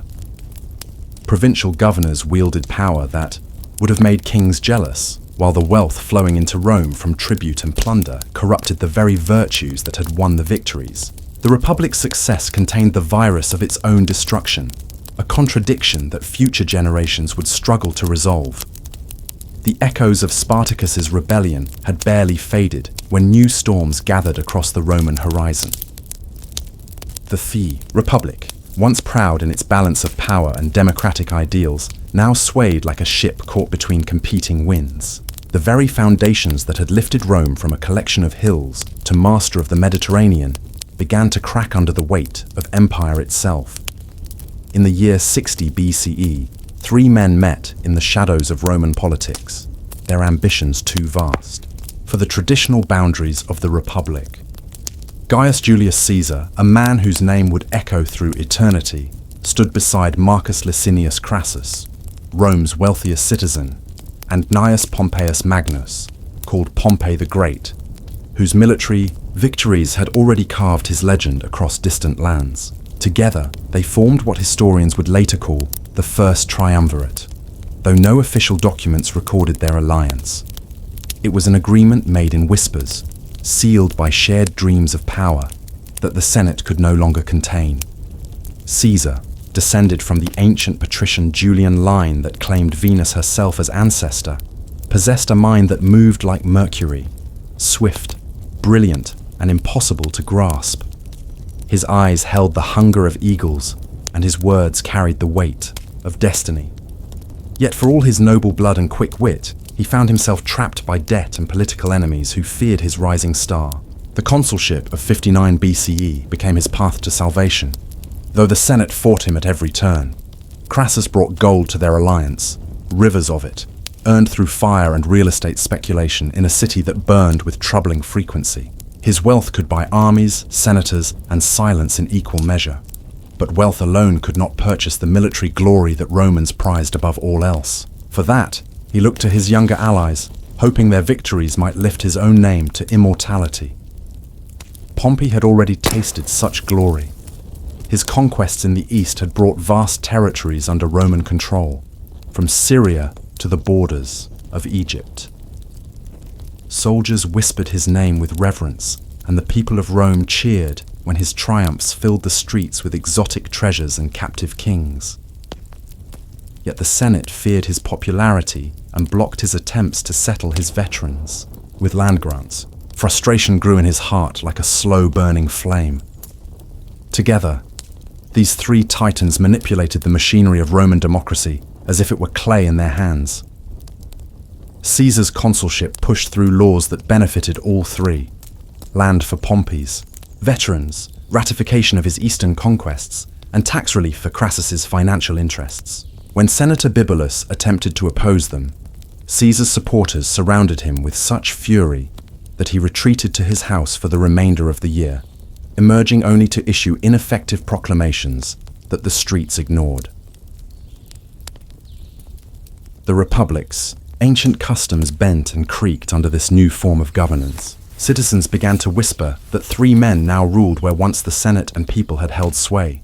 Yet the machinery of state continued to function, and many Romans, weary of political gridlock and street violence, welcomed the efficiency that came with concentrated power. As his consulship ended, Caesar looked northward toward Gaul, where opportunity and danger danced together like lovers in the mist. The Senate, eager to remove him from Rome where his influence grew daily stronger, granted him governorship of Cisalpine Gaul and Illyricum. When sudden death claimed the governor of Transalpine Gaul, Caesar's allies quickly added that province to his command.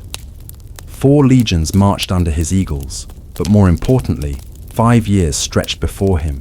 5 years to build an army, a fortune, and a reputation that would rival even Pompey's eastern laurels. The Celtic tribes beyond the Alps lived in a world of hill forts and sacred groves, of druids who memorized the laws of generations, and warriors who painted their faces blue for battle. They fought with courage that amazed even Romans, but they fought as tribes, not as nations. This division became Caesar's advantage, for he possessed the patient cunning of a spider weaving its web. The Helvetii provided his first opportunity. These Swiss dwellers, pressured by Germanic tribes from the north, decided to migrate westward across Gaul in search of new lands. Their movement threatened Rome's Gallic allies, giving Caesar legal justification for intervention. At Bibracta, his legions met the migrating nation in battle. The clash of Roman discipline against Celtic valor echoed across the hills like thunder.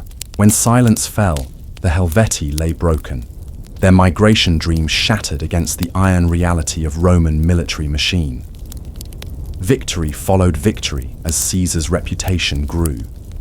The Germanic chieftain Ariovistus learned that Roman eagles could fly even into the heart of the Black Forest. The Belgae, fiercest of all the Gallic tribes, discovered that Roman engineering could build bridges where none had stood and storm fortresses that had never fallen. Each campaign added gold to Caesar's coffers and veteran soldiers to his ranks. More importantly, each victory bound his men to him with chains stronger than iron, chains forged from shared danger, shared triumph, and shared spoils. The siege of Alesia stands as perhaps Caesar's greatest military masterpiece. Vercingetorix, the young Arverni chieftain who had united Gaul as no leader before him, withdrew his forces to this hilltop fortress, believing its walls and position made it impregnable. Caesar's response demonstrated the methodical genius that separated Roman warfare from all others. His engineers built not one but two sets of fortifications, one facing the city to prevent escape, another facing outward to repel the relief army that would surely come. For weeks, the siege ground on. Within Alesia, supplies dwindled and desperation grew. The Gallic relief army, massive beyond counting, finally arrived and hurled itself against Caesar's outer works. But Roman discipline held, and when Caesar himself led a cavalry charge that broke the Gallic lines, the dream of a free Gaul died in the dust of a single afternoon. Vercingetorix, young and proud and defeated, rode out from Alesia in his finest armor to surrender his sword to Caesar. The gesture was magnificent in its futility, the last flicker of Celtic independence before Roman dominion settled over the land like snow. 8 years of Gallic wars transformed both Caesar and Rome. He returned with wealth beyond calculation, veteran legions whose loyalty belonged to him alone, and military genius proven in fire and blood. His commentaries on the wars, written in precise Latin prose, ensured that his achievements would never be forgotten. But perhaps most dangerous of all, he returned with the absolute confidence of a man who had never known defeat. While Caesar conquered Gaul, the foundations of the Triumvirate crumbled in Rome. Crassus, pursuing his own military glory, marched east against the Parthian Empire. At Carrhae, in the Syrian desert, the Parthian horse archers surrounded his legions and subjected them to a deadly rain of arrows. Roman discipline, which had conquered every foe in the Mediterranean, proved helpless against this new form of warfare. Crassus died with his army, and Roman eagles fell into Parthian hands, a humiliation that would haunt the empire for generations. Julia, Caesar's beloved daughter and Pompey's wife, died in childbirth, severing the last personal bond between the two remaining titans. Their political alliance, built on mutual advantage rather than affection, began to dissolve like salt in rain. Pompey, jealous of Caesar's growing fame and fearful of his veteran legions, gradually drew closer to Caesar's enemies in the Senate. The conservative faction, led by Cato the Younger, saw their opportunity to destroy the man they viewed as the Republic's greatest threat. The question of Caesar's return to Rome became the focal point of this gathering storm. By law, he must lay down his military command before entering the city to stand for consul. But his enemies in the Senate, emboldened by Pompey's support, made clear their intention to prosecute him the moment he became a private citizen. Caesar's requests for compromise, to stand for consul in absentia, or to retain his command until taking office, met with adamant refusal. The Senate's final decree named him an enemy of Rome if he did not disband his armies immediately. On a cold January morning in 49 BCE, Caesar stood beside the Rubicon River, the legal boundary between his Gallic province and Italy proper. His weathered hands held a letter bearing the Senate's ultimatum. Around him stood the officers and men who had followed him through 8 years of war, their faces grim with understanding of what this moment meant. To cross the river with an army was treason. To retreat meant political destruction and likely death. The river ran swift and dark, swollen with winter rains. On its far bank lay Italy, Rome, and civil war. Caesar looked once more at the faces of his soldiers, farmers' sons from the Italian countryside, veterans scarred by Gallic swords, centurions who had trusted him with their lives since the first campaign. His voice, when it came, carried across the water like a pronouncement of fate itself. Alea iacta est. The die is cast. The 13th Legion splashed into the Rubicon's icy waters, and with each step, the Roman Republic died a little more. There could be no turning back now, no compromise or negotiation. The civil war that would reshape the ancient world had begun with the simple act of a soldier's boot touching the wrong side of a river. News of Caesar's crossing spread through Italy like wildfire across dry grass. In Rome, panic seized the Senate as they realized their calculations had been wrong. Caesar's march southward met not resistance, but welcome. Italian towns opened their gates to the conqueror of Gaul, their people remembering that his veterans were their own sons and brothers. Pompey, caught unprepared, made the fateful decision to abandon Italy itself, withdrawing across the Adriatic to gather the resources of the eastern Mediterranean. Caesar entered Rome not as a conqueror, but as a liberator, his clemency toward enemies becoming as famous as his military prowess. Where Sulla had filled the forum with proscription lists and execution blocks, Caesar pardoned those who had opposed him. This mercy, born perhaps of political calculation as much as genuine magnanimity, won him supporters even among former enemies. Yet underneath the surface civility, all understood that the Republic's ancient forms had become hollow shells, maintained now only by the will of one man. The war that followed spread across the Mediterranean like oil across water. In Spain, Caesar's lieutenants fought Pompey's supporters among rocky hills where Hannibal once marched. In Africa, the sons of the desert watched Roman legions clash beneath alien stars. At Dyrrhachium, on the coast of Epirus, Pompey's forces inflicted Caesar's first major defeat, proving that the conqueror of Gaul was not invincible. For a moment, it seemed the Republic might yet survive. But Caesar possessed something beyond mere military skill. He had the loyalty of soldiers who would follow him into the underworld itself. His veterans, hardened by Gallic winters and Germanic charge, rallied from the defeat at Dyrrhachium with the resilience of tempered steel. They followed their general deeper into Greece, toward a confrontation that would decide the fate of Rome. The plains of Pharsalus stretched beneath an August sun when the two greatest armies Rome had ever assembled faced each other in final battle. Pompey commanded nearly twice as many men, including cavalry that outnumbered Caesar's horse 4-1. His soldiers were fresh, well supplied, and confident, yet Caesar's veterans carried something intangible: the memory of impossible victories and absolute faith in their commander's genius. The battle began with Pompey's cavalry sweeping around Caesar's right flank, seeking to roll up his line like a scroll. For a moment, it seemed the maneuver would succeed. Then Caesar's hidden fourth line, positioned specifically to counter this threat, charged into the Pompeian horse with such fury that the proud nobles of Rome fled the field like scattered leaves. With his flank secure, Caesar ordered a general, "Advance." The clash of bronze and iron filled the air like mountain thunder. When the dust settled, Pompey's army lay shattered. The great general himself fled toward Egypt, seeking sanctuary with kings who owed him favors from his eastern campaigns. But Ptolemy the Thean's advisors, calculating that Caesar's favor now outweighed Pompey's past services, murdered the man who had once been called Magnus as he stepped ashore. They presented his head to Caesar as a gift, expecting gratitude. Instead, they witnessed something far more complex: Caesar weeping for his former son-in-law, his rival, his equal. The Republic's last defender was dead, slain not by honorable enemies but by calculating allies. Caesar's arrival in Alexandria marked the beginning of the most fascinating chapter in his remarkable life. The city that Alexander had built and the Ptolemies had made the jewel of the Mediterranean received Rome's master with a mixture of awe and calculation. Here, among the scrolls of the Great Library and the marble corridors of the royal palace, Caesar encountered Cleopatra VII, last of the Ptolemaic pharaohs. The young queen, brilliant and desperate in equal measure, understood that Rome's civil war offered her either salvation or destruction.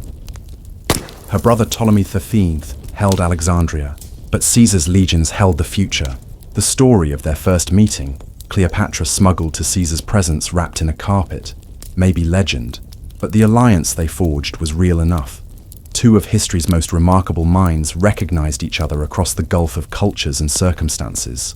Their affair became the stuff of poets and historians. But beneath the romance lay hard political calculation. Caesar needed Egypt's wealth to fund his continuing campaigns. Cleopatra needed Roman power to secure her throne.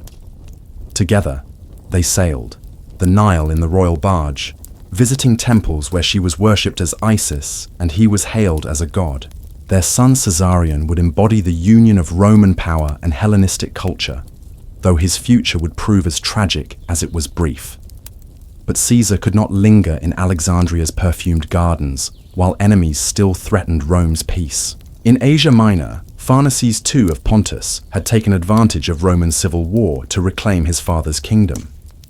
Caesar marched to meet this threat with characteristic speed, covering vast distances so quickly that his enemies barely had time to prepare. At Zela, the battle lasted 5 days, and ended in such complete victory that Caesar could report to Rome with supreme confidence. Veni, vidi, vici. I came, I saw, I conquered. Returning to Rome in triumph, Caesar found a city transformed by his absence.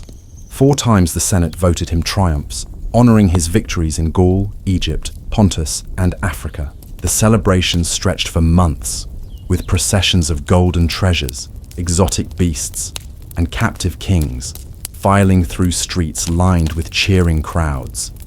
Yet even in triumph, Caesar showed the clemency that had become his trademark. Vercingetorix, the noble Gallic chieftain, was ritually strangled according to ancient custom, but other enemies found themselves pardoned and even honored. As dictator, Caesar embarked on reforms that would reshape Roman society. His calendar, based on Egyptian astronomical knowledge, gave Rome the solar year that still governs our modern world. He granted citizenship to people throughout the provinces, expanding the Roman identity beyond the narrow confines of the Italian peninsula. Public works projects employed the urban poor while beautifying the city. Plans for new colonies would provide land for veterans while spreading Roman culture to distant frontiers. Yet beneath these achievements, tensions simmered like lava beneath Vesuvius. The Roman aristocracy, proud of their ancestors and jealous of their prerogatives, watched with growing alarm as Caesar accumulated powers that made him king in all but name. His adoption of Eastern royal symbols, the purple robe, the throne of ivory and gold, the crown offered by Mark Antony during the Lupercal festival, seemed to mock the Republic's deepest traditions. When rumors spread that Caesar planned to move the capital to Alexandria and marry Cleopatra, fear crystallized into conspiracy. The conspiracy that formed against Caesar brought together men of vastly different motivations, united only by their determination to save the Republic from what they saw as tyranny. Marcus Junius Brutus, descendant of the Brutus who had expelled the last king, joined from philosophical conviction that no man should hold supreme power. Gaius Cassius Longinus, scarred by defeat in Parthia, harbored personal grievances alongside republican principles. Others participated from jealousy, ambition, or simple fear of the future Caesar seemed to envision. Omens and warnings swirled around Caesar like autumn leaves. Soothsayers urged him to beware the Ides of March. His wife Calpurnia woke screaming from dreams of his death. The night before the Senate meeting, she begged him to stay home, her woman's intuition sensing the danger that logic could not identify. Even the gods seemed to speak. Sacrificial animals showed unhealthy organs, and birds flew in patterns that augured ill. Yet Caesar, who had faced Germanic berserkers and Gallic chariots without flinching, could not bring himself to fear Roman senators in togas. Perhaps age had dulled his once sharp political instincts, or perhaps the flattery of those who called him divine had clouded his judgment. On the morning of March 15th, 44 BCE, he rose from his bed, kissed Calpurnia farewell, and walked toward the theatre of Pompey, where the Senate waited. The conspirators had chosen their location with bitter irony, the meeting hall attached to the theatre that Pompey had built in his glory days. Caesar's former rival, now 5 years dead, would witness through his statue the destruction of the man who had defeated him. As Caesar entered the chamber, 23 senators surrounded him, under pretense of presenting a petition. The document they thrust forward was meaningless. Their true purpose lay in the daggers hidden beneath their togas. The first blow came from Servius Casca, striking Caesar's shoulder as the dictator read the false petition. For a moment, confusion reigned. Had an accident occurred? Then more. Blades flashed in the morning light, and Caesar realized the truth. He fought like the soldier he had always been, his stylus becoming a weapon in desperate hands. But 23 knives found their mark, and the conqueror of Gaul fell at the base of Pompey's statue, his blood pooling on marble polished with the wealth of nations. The conspirators had planned the assassination perfectly, but given no thought to what should follow. They rushed from the Senate house shouting liberty and death to the tyrant, expecting the Roman people to rise in celebration. Instead, they found streets empty of cheers and faces cold with fear. The common citizens of Rome, who had benefited from Caesar's largesse and admired his victories, felt no joy at his death. In the growing silence, the conspirators began to understand that they had created not a restoration, but a vacuum, one that others would inevitably fill. Caesar's funeral pyre burned beneath a March sky, heavy with portents of the chaos to come. Mark Antony, the loyal lieutenant who had served through the Gallic wars and stood with Caesar at Pharsalus, delivered a funeral oration that turned mourning into rage. His words, carefully chosen and dramatically delivered, reminded the assembled crowds of Caesar's victories, his clemency, and his generosity to the Roman people. When Antony displayed the bloodied toga and read aloud the dictator's will, leaving gardens to the public and gold to every citizen, the mob's grief exploded into fury against the conspirators. But another figure emerged from the shadows of this tragedy, one whose name the conspirators had barely considered. Gaius Octavius, known to history as Octavian and later as Augustus, was Caesar's grandnephew and adopted heir.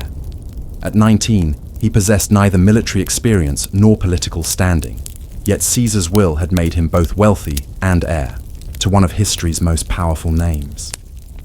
What the young man lacked in experience, he compensated for with cold intelligence and ruthless determination that would have impressed his adoptive father.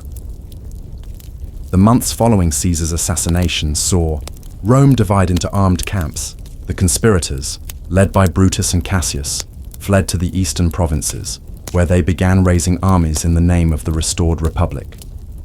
Antony, as Caesar's lieutenant and consul, commanded significant forces and popular support.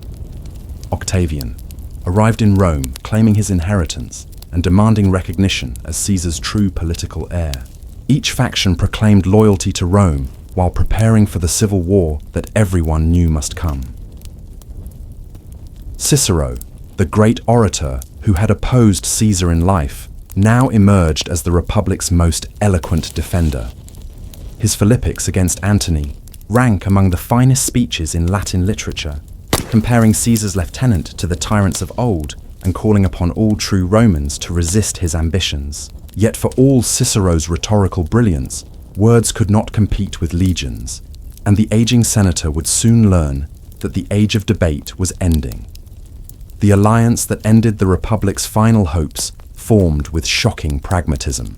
Octavian and Antony, natural enemies united only by their shared need for power, met with Marcus Aemilius Lepidus on a small island in the Reno River. Their negotiations lasted 3 days, during which they divided the Roman world between themselves like merchants splitting inventory. The second triumvirate, unlike its predecessor, was formalized by law and given absolute authority for 5 years. Their first act revealed the new order's true nature. Prescription lists appeared throughout Rome, naming hundreds of senators, equities, and other wealthy citizens whose property would be confiscated and whose lives were forfeit. Unlike Caesar's clemency, the triumvirs chose the path of terror that Sulla had pioneered decades earlier. Cicero's name headed the list, Antony's revenge for the Philippics. The great orator, fleeing toward Macedonia, was overtaken by soldiers near Formiae. His head and hands, which had written speeches defending the Republic, were nailed to the rostra where he had so often spoken. The prescriptions provided funds for the war against Caesar's assassins, but they also mark the final death of Republican traditions. Property rights, due process, and senatorial dignity, the pillars upon which Roman law had rested, crumbled before the simple reality of armed force. Those who survived did so by submission, not by right. The city that had once debated policy, in the forum now whispered rumors in shuttered houses. In the hills of Macedonia, where Alexander's father had once trained the phalanxes that would conquer Persia, Brutus and Cassius prepared for the battle that would determine whether Caesar's murder had saved or doomed the Republic. Their combined armies outnumbered the triumviral forces, and they held the advantage of position on the heights above the coastal plain of Philippi. More importantly, they commanded the loyalty of men who truly believed they fought for liberty against tyranny. Yet the Republican cause carried the seeds of its own destruction. Brutus, noble in intention but weak in execution, lacked the steel necessary for successful revolution. His philosophical bent, which made him an attractive figure to those who yearned for the Republic's golden age, also made him hesitant when decisive action was required. Cassius possessed greater practical ability, but found himself constantly frustrated by his colleagues' reluctance to embrace the harsh realities of civil war. The Battle of Philippi actually consisted of two separate engagements fought 3 weeks apart in the autumn of 42 BCE. In the first clash, fortunes divided. Cassius's forces crumbled before Antony's assault, while Brutus routed Octavian's troops so thoroughly that Caesar's heir had to hide in a marsh to escape capture. But confusion in the dust and chaos of battle led Cassius to believe all was lost. Rather than face defeat, he fell upon his sword in the manner of a Roman nobleman, dying just as news arrived of Brutus's victory on the other wing. The second battle 3 weeks later sealed the Republic's fate. Brutus, forced into premature action by supply shortages and pressure from his allies, led his remaining forces down from their strong position to meet the triumviral army on level ground. The young recruits who formed the backbone of his army fought bravely, but courage could not compensate for the veteran leadership and superior discipline of Caesar's former legions. When his lines broke, Brutus saw the future with terrible clarity.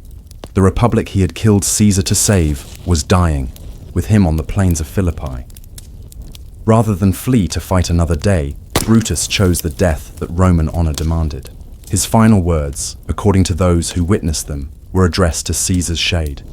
"You are satisfied, Phantom." Whether he spoke in remorse or defiance, none could say. The last defender of the Republic joined his adoptive father in whatever realm awaits those who shape the destiny of nations. The aftermath of Philippi sent shockwaves across the Mediterranean world. Kings and cities that had wavered between the factions now hastened to send embassies to the victorious triumvirs. The dream of Republican restoration, which had sustained Cato through suicide and Brutus through exile, flickered and died among the olive groves of Macedonia. Rome's future lay not with citizen soldiers defending ancient liberties, but with professional armies loyal to individual commanders who could pay their wages and grant them land. Victory at Philippi left the triumvirs masters of a world that had grown too large for joint governance. The division they negotiated reflected both practical necessities and personal ambitions. Antony, the seasoned general with Caesar's charisma, took the wealthy eastern provinces where Hellenistic kingdoms still glittered with the remnants of Alexander's legacy. Octavian, young and untested, but bearing Caesar's name, received the harder task of governing Italy and the western provinces. Lepidus, weakest of the three, was relegated to Africa, rich enough to satisfy his ambitions, but distant enough to minimize his influence. The challenges each man faced revealed the fundamental problems that Caesar's death had left unresolved. Italy lay exhausted by decades of civil war, her fields trampled by armies and her population decimated by proscriptions and battles. Veterans demanded land grants that could only come from dispossessing current owners, creating cycles of resentment and violence. The treasury, drained by military campaigns and bribes, struggled to fund the massive armies that political survival required. Octavian's early attempts at governance revealed both his limitations and his potential. Unlike Caesar, who had commanded veteran legions loyal to him personally, the young heir faced mutinous soldiers who questioned his authority and aristocrats who remembered his humble origins. The settlement of veterans around Philippi in northern Italy sparked local revolts that required military suppression. Each crisis tested Octavian's resolve and taught him lessons about power that no philosopher could provide. Meanwhile, Antony immersed himself in the intoxicating world of Eastern monarchy. At Tarsus, in the province of Cilicia, he summoned Cleopatra to account for Egypt's support of Caesar's assassins. The queen's arrival, floating down the river Cydnus in a golden barge dressed as Venus, marked the beginning of a relationship that would captivate imaginations for millennia. Whether their love was genuine or calculated, it bound together the fates of Egypt's last pharaoh and Rome's eastern commander. Their alliance served both practical and romantic purposes. Egypt's wealth could fund Antony's military ambitions, while Roman protection could secure Cleopatra's throne against internal rivals and external threats. Together, they dreamed of an Eastern empire that would eclipse Rome itself, a fusion of Hellenistic culture and Roman power that would restore the grandeur of Alexander's age. Their twins, Alexander Helios and Cleopatra Selene, embodied this vision of a new world order. But such dreams required military success to become reality, and Antony's eastern campaigns met with mixed results. His invasion of Parthia, intended to avenge Crassus and win the military glory that Roman politics demanded, ended in costly failure. The Parthian horse archers employed the same tactics that had destroyed Crassus, harassing Antony's legions across the harsh Iranian plateau until winter and disease forced a disastrous retreat. Thousands of Romans died in the attempt to add Parthia to the empire, and Antony's reputation suffered wounds that would never fully heal. While Antony struggled in the east, Octavian consolidated his control over the west through a combination of political cunning and careful cultivation of Roman traditions.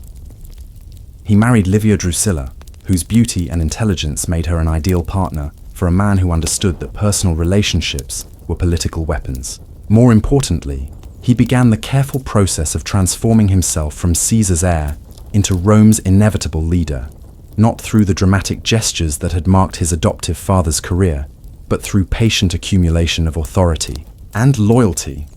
The breach between the two surviving triumvirs widened with each passing year. Octavian's marriage to Antony's sister, Octavia, had been designed to cement their alliance, but even family ties could not contain ambitions as vast as theirs. When Antony publicly divorced Octavia to formalize his relationship with Cleopatra, he handed Octavian a propaganda weapon of immense value. Roman conservatives, already suspicious of Antony's Eastern sympathies, saw confirmation of their worst fears in his abandonment of a virtuous Roman matron for a foreign queen.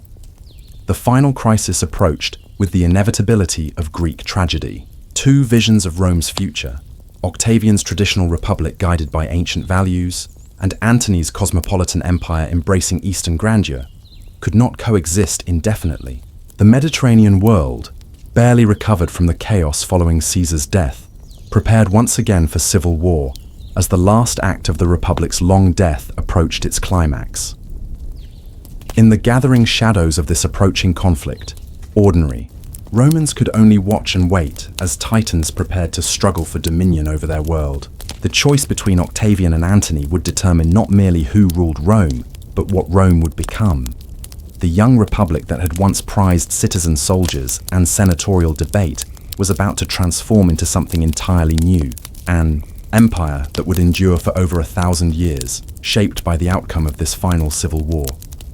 The stage was set for the last great battle of the ancient world, where Eastern dreams would clash with Western traditions on the wine-dark waters of the Ionian Sea. The future hung in the balance, waiting for the winds of fate to fill the sails of destiny and carry the Roman world toward its imperial transformation. The Flavian dynasty had rebuilt Rome from ash and ambition. Yet as Domitian's blood cooled upon the palace stones, the Senate, moved with careful deliberation to crown a man whose reign would herald something unprecedented. An age where power passed not through blood, but through wisdom. Marcus Cocceius Nerva, 66 years old and bearing the weight of decades in the Senate's marble halls, accepted the purple with the measured grace of one who understood that empires, like rivers, must find their truest course. In the gentle months of Nerva's rule, a principle emerged that would elevate Rome to heights even Augustus might not have imagined. The old emperor, childless and wise enough to know that dynasties built on blood often drowned in it, chose not a son, but as some successor, Marcus Ulpius Traianus, a soldier whose reputation gleamed like polished bronze across the empire's furthest reaches. This was adoption not of convenience, but of excellence. And in that choice lay the seed of Rome's golden flowering. When Nerva's gentle spirit departed in the winter of 98 CE, Trajan stood upon the Danube's frozen banks, commanding legions that would soon march not just to defend, but to expand the very definition of what Rome could become. The new emperor's first steps into the capital carried the dust of distant campaigns, and in his eyes burned the vision of an empire that might touch the very edges of the known world. History would remember them as the Quinque Boni Imperatores, 5 emperors whose combined reigns would span nearly a century and transform the Roman Empire into something approaching perfection. Under their rule, the Mediterranean world experienced a peace so profound, a prosperity so widespread, that later generations would speak of it as humanity's golden age. Trajan's reign opened like dawn, breaking over the 7 hills. Born in Hispania, he was the first emperor to emerge from the provinces, carrying with him the understanding that Rome's greatness lay not in the narrow confines of Italy, but in the vast tapestry of cultures that had pledged allegiance to the eagle standards. His first campaigns pressed northward into Dacia, that land of gold and warrior kings beyond the Danube's misty waters. The Dacian wars unfolded like chapters in an epic poem. King Decebalus, fierce and cunning as any hero of legend, had dared to demand tribute from Rome itself. Trajan's response echoed across the empire. No barbarian king, however brave, would hold the eternal city hostage. The legions marched through mountain passes where wolves howled and ancient forests whispered of older gods, until at last they stood before Sarmizegetusa, Dacia's proud capital.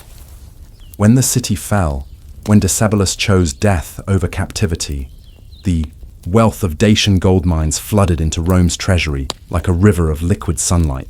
But Trajan's true genius lay not in conquest alone, but in transformation. The conquered lands became new provinces, their peoples became new citizens, and their cultures enriched the growing symphony of Roman civilization.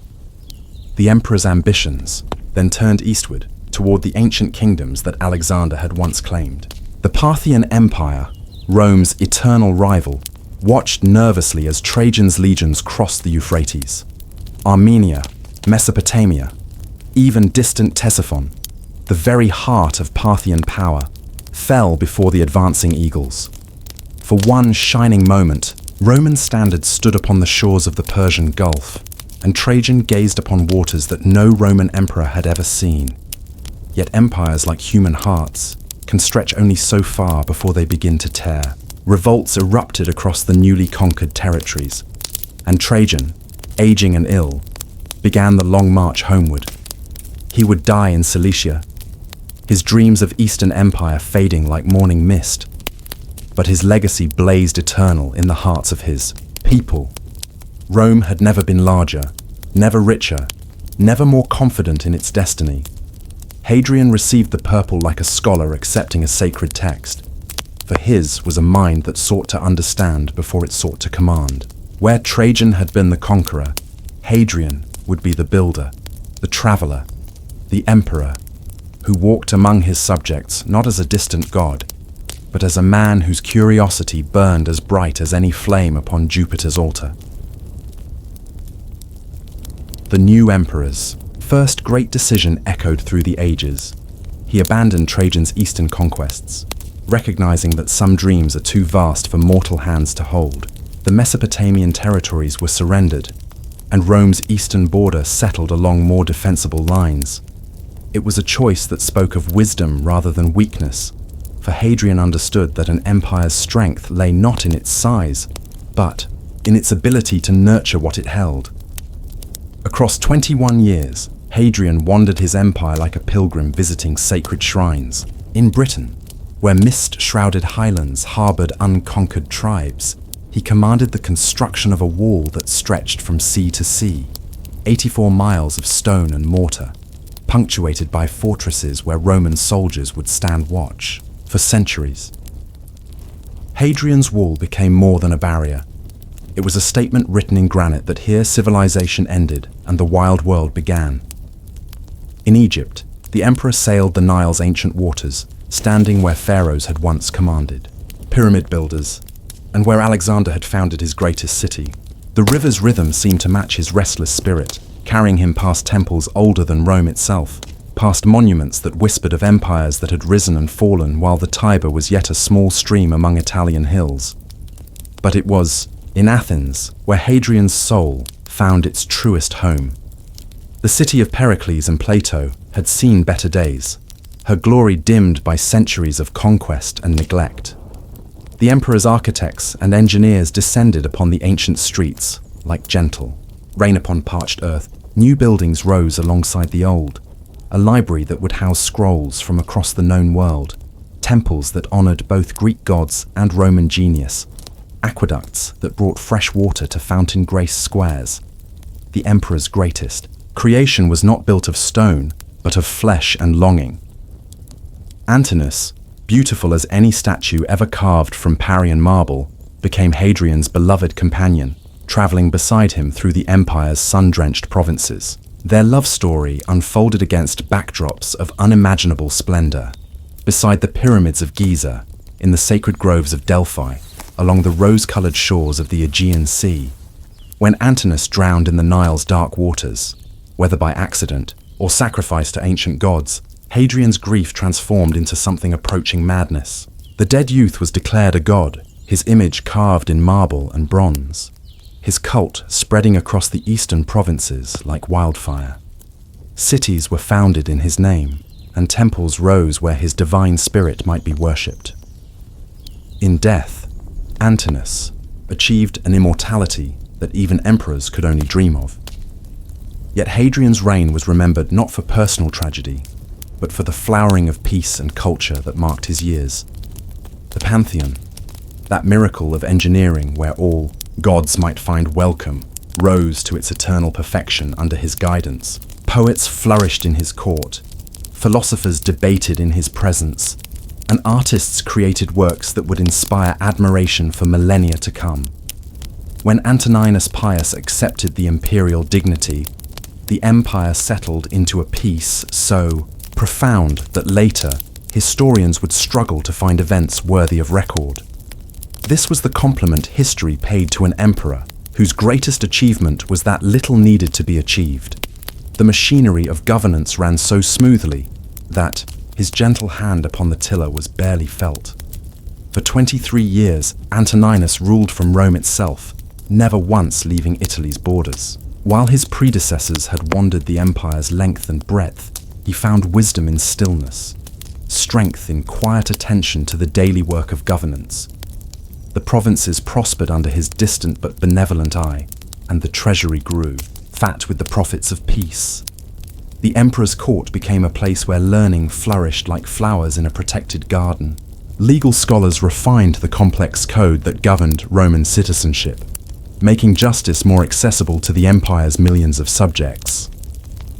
Architects perfected techniques that had been developing for generations, creating buildings of such harmony that they seemed to emerge naturally from the landscape. Engineers pushed the boundaries of what was possible, carrying fresh water across impossible distances and connecting distant provinces with roads that would outlast the empire itself. In distant Britain, the frontier moved northward again, as Roman legions pressed beyond Hadrian's wall into the misty highlands of what would one day be called Scotland. The Antonine Wall, built of turf and timber rather than stone, marked this new boundary between civilization and the wild. Yet it would not endure as its predecessor had. The northern tribes proved too fierce, the land too poor, the distance from supply bases too great. Within 20 years, the Romans would withdraw behind Hadrian's more solid barrier, leaving the Antonine wall to crumble into grass-covered mounds. But if military glory eluded Antoninus Pius, domestic tranquility crowned his reign with laurels, more precious than any victory wreath. The empire's cities grew and prospered, their markets filled with goods from every corner of the known world. Indian spices perfumed Roman tables, Chinese silk adorned wealthy women, Germanic amber gleamed in jewelry that reflected candlelight in senatorial homes. Trade routes carried not just goods, but ideas, customs, and beliefs that enriched the empire's cultural tapestry. The emperor's greatest gift to posterity was perhaps his choice of successor. Marcus Aurelius, adopted son and philosophical heir, had spent decades preparing for the responsibilities that would soon rest upon his shoulders. In the young man's notebooks, ideas took shape that would influence Western thought for centuries. Meditations on duty, on the nature of existence, on the proper relationship between power and virtue. Marcus Aurelius received the purple like a burden he had long dreaded, yet could not refuse. Here was an emperor who would rather have spent his life in philosophical contemplation, yet who understood that duty called him to the practical work of governance. His reign opened under circumstances that seemed to mock the philosophical ideals he held dear. Plague swept through the empire's eastern provinces, and barbarian tribes pressed against the northern frontiers with unprecedented ferocity. The Antonine Plague, as history would name it, arrived with returning legions from the Parthian War. The disease spread through the empire's interconnected cities like fire through dry grass, killing rich and poor alike with democratic impartiality. Marcus Aurelius faced the crisis with characteristic stoicism, organizing relief efforts while pondering in his private writings the insignificance of individual suffering against the vast backdrop of cosmic order. Yet personal tragedy struck the philosophical emperor with cruel persistence. Of his 14 children, only 6 survived to adulthood, and death seemed to stalk the imperial family with particular malice. Each loss drove Marcus deeper into his philosophical meditations, seeking in Stoic doctrine the strength to bear sorrows that would have broken lesser men. The northern frontiers exploded into crisis as Germanic tribes, pressed by migrations from the distant steppes, hurled themselves against the Danube barriers with desperate fury. The Marcomannic Wars would consume much of Marcus Aurelius's reign, forcing the philosopher-emperor to spend years in military camps along rivers whose names spoke of winter and warfare. On the battlefield, Marcus proved himself worthy of his martial predecessors, yet he fought with reluctance rather than joy. His tent became a mobile university, where Stoic principles were tested against the harsh realities of command. How does one reconcile the necessity of killing with the philosophical ideal of universal brotherhood? How does one maintain inner peace while orchestrating campaigns that would devastate entire regions?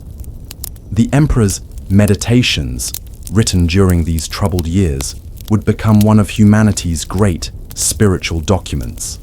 In spare, precise prose, he examined his own character, his duties as ruler, and the nature of existence itself. Remember that very little disturbs the happiness of a man who has grasped the principles of existence, he wrote beside a Danube that ran red with barbarian blood. Victory came slowly, earned through years of patient campaigning that ground down tribal resistance while testing Roman resources to their limits. New provinces were carved from conquered territories, and Germanic captives were settled within the empire's borders as farmer soldiers who would defend the lands they now called home. Yet Marcus Aurelius took little joy in these achievements, seeing them as necessary evils rather than glorious triumphs. The emperor's greatest failure lay perhaps in his decision to restore the hereditary principle, naming his son Commodus as successor despite clear signs of the young man's unfitness for rule. Love blinded wisdom, and the philosophical emperor, who had spent a lifetime examining his own motives, could not see clearly when blood ties clouded his judgment. When Marcus Aurelius died beside the Danube in 180 CE, his last thoughts turned not to the military victories that had secured the frontier, but to the philosophical principles that had sustained him through decades of trial. The empire he left behind was secure in its borders, prosperous in its cities, and stable in its institutions. Yet the Golden Age was ending, and shadows were gathering that no amount of philosophical wisdom could dispel. Commodus ascended to the throne like a fever overtaking a healthy body. Where his father had been contemplative, the son was impulsive. Where Marcus Aurelius had worn power like an uncomfortable but necessary garment, Commodus embraced it with the enthusiasm of a child discovering a new toy. The contrast between father and son seemed designed by cruel fate to illustrate how quickly greatness could turn to corruption. The new emperor's first act was to abandon the northern campaigns that had consumed his father's final years. The wars along the Danube, which Marcus Aurelius had fought with such patient determination, were hastily concluded through treaties that sacrificed long-term security for immediate peace. The legions marched home, carrying with them the bitter knowledge that their hard-won victories had been traded away for the convenience of an emperor eager to enjoy the pleasures of Rome. In the capital, Commodus transformed the imperial court into something that would have horrified earlier emperors. Where Augustus had maintained the fiction of republican tradition, where Trajan had embodied military virtue, where Hadrian had pursued cultural refinement, Commodus embraced the role of divine autocrat with theatrical excess. He declared himself the reincarnation of Hercules, appearing at public ceremonies dressed in lion skins and carrying a club, his courtiers forced to address him as both emperor and god. The emperor's obsession with gladiatorial combat became legendary and shameful in equal measure. He appeared regularly in the Colosseum's arena, fighting carefully arranged contests against opponents who dared not win. Wild beasts fell before his arrows in staged hunts that mocked the genuine courage of professional gladiators. The crowd applauded, but their cheers carried the hollow echo of fear rather than genuine enthusiasm. Meanwhile, the empire's government fell into the hands of favorites and freedmen who purchased their positions with gold and held them through flattery. Cleander, a former slave who rose to become Praetorian prefect, essentially ruled the empire while Commodus played at being Hercules. Offices were sold to the highest bidder. Justice became a commodity to be purchased, and the careful administrative machinery built by generations of capable emperors began to creak and strain under the weight of incompetence. Plots against the emperor's life sprouted like mushrooms after rain. His own sister Lucilla, daughter of Marcus Aurelius, and a woman who remembered what imperial dignity had once meant, conspired to remove her brother from power. The conspiracy failed, and Lucilla paid with her life, but her death only drove Commodus deeper into paranoia and excess. The emperor's reign became a study in the corruption of absolute power. He renamed the months of the year after his various titles, declaring that Rome itself should be called Commodiana. The Senate, that ancient body which had once humbled kings and elected consuls, was reduced to applauding the emperor's gladiatorial performances and voting him divine honors for killing ostriches in the arena.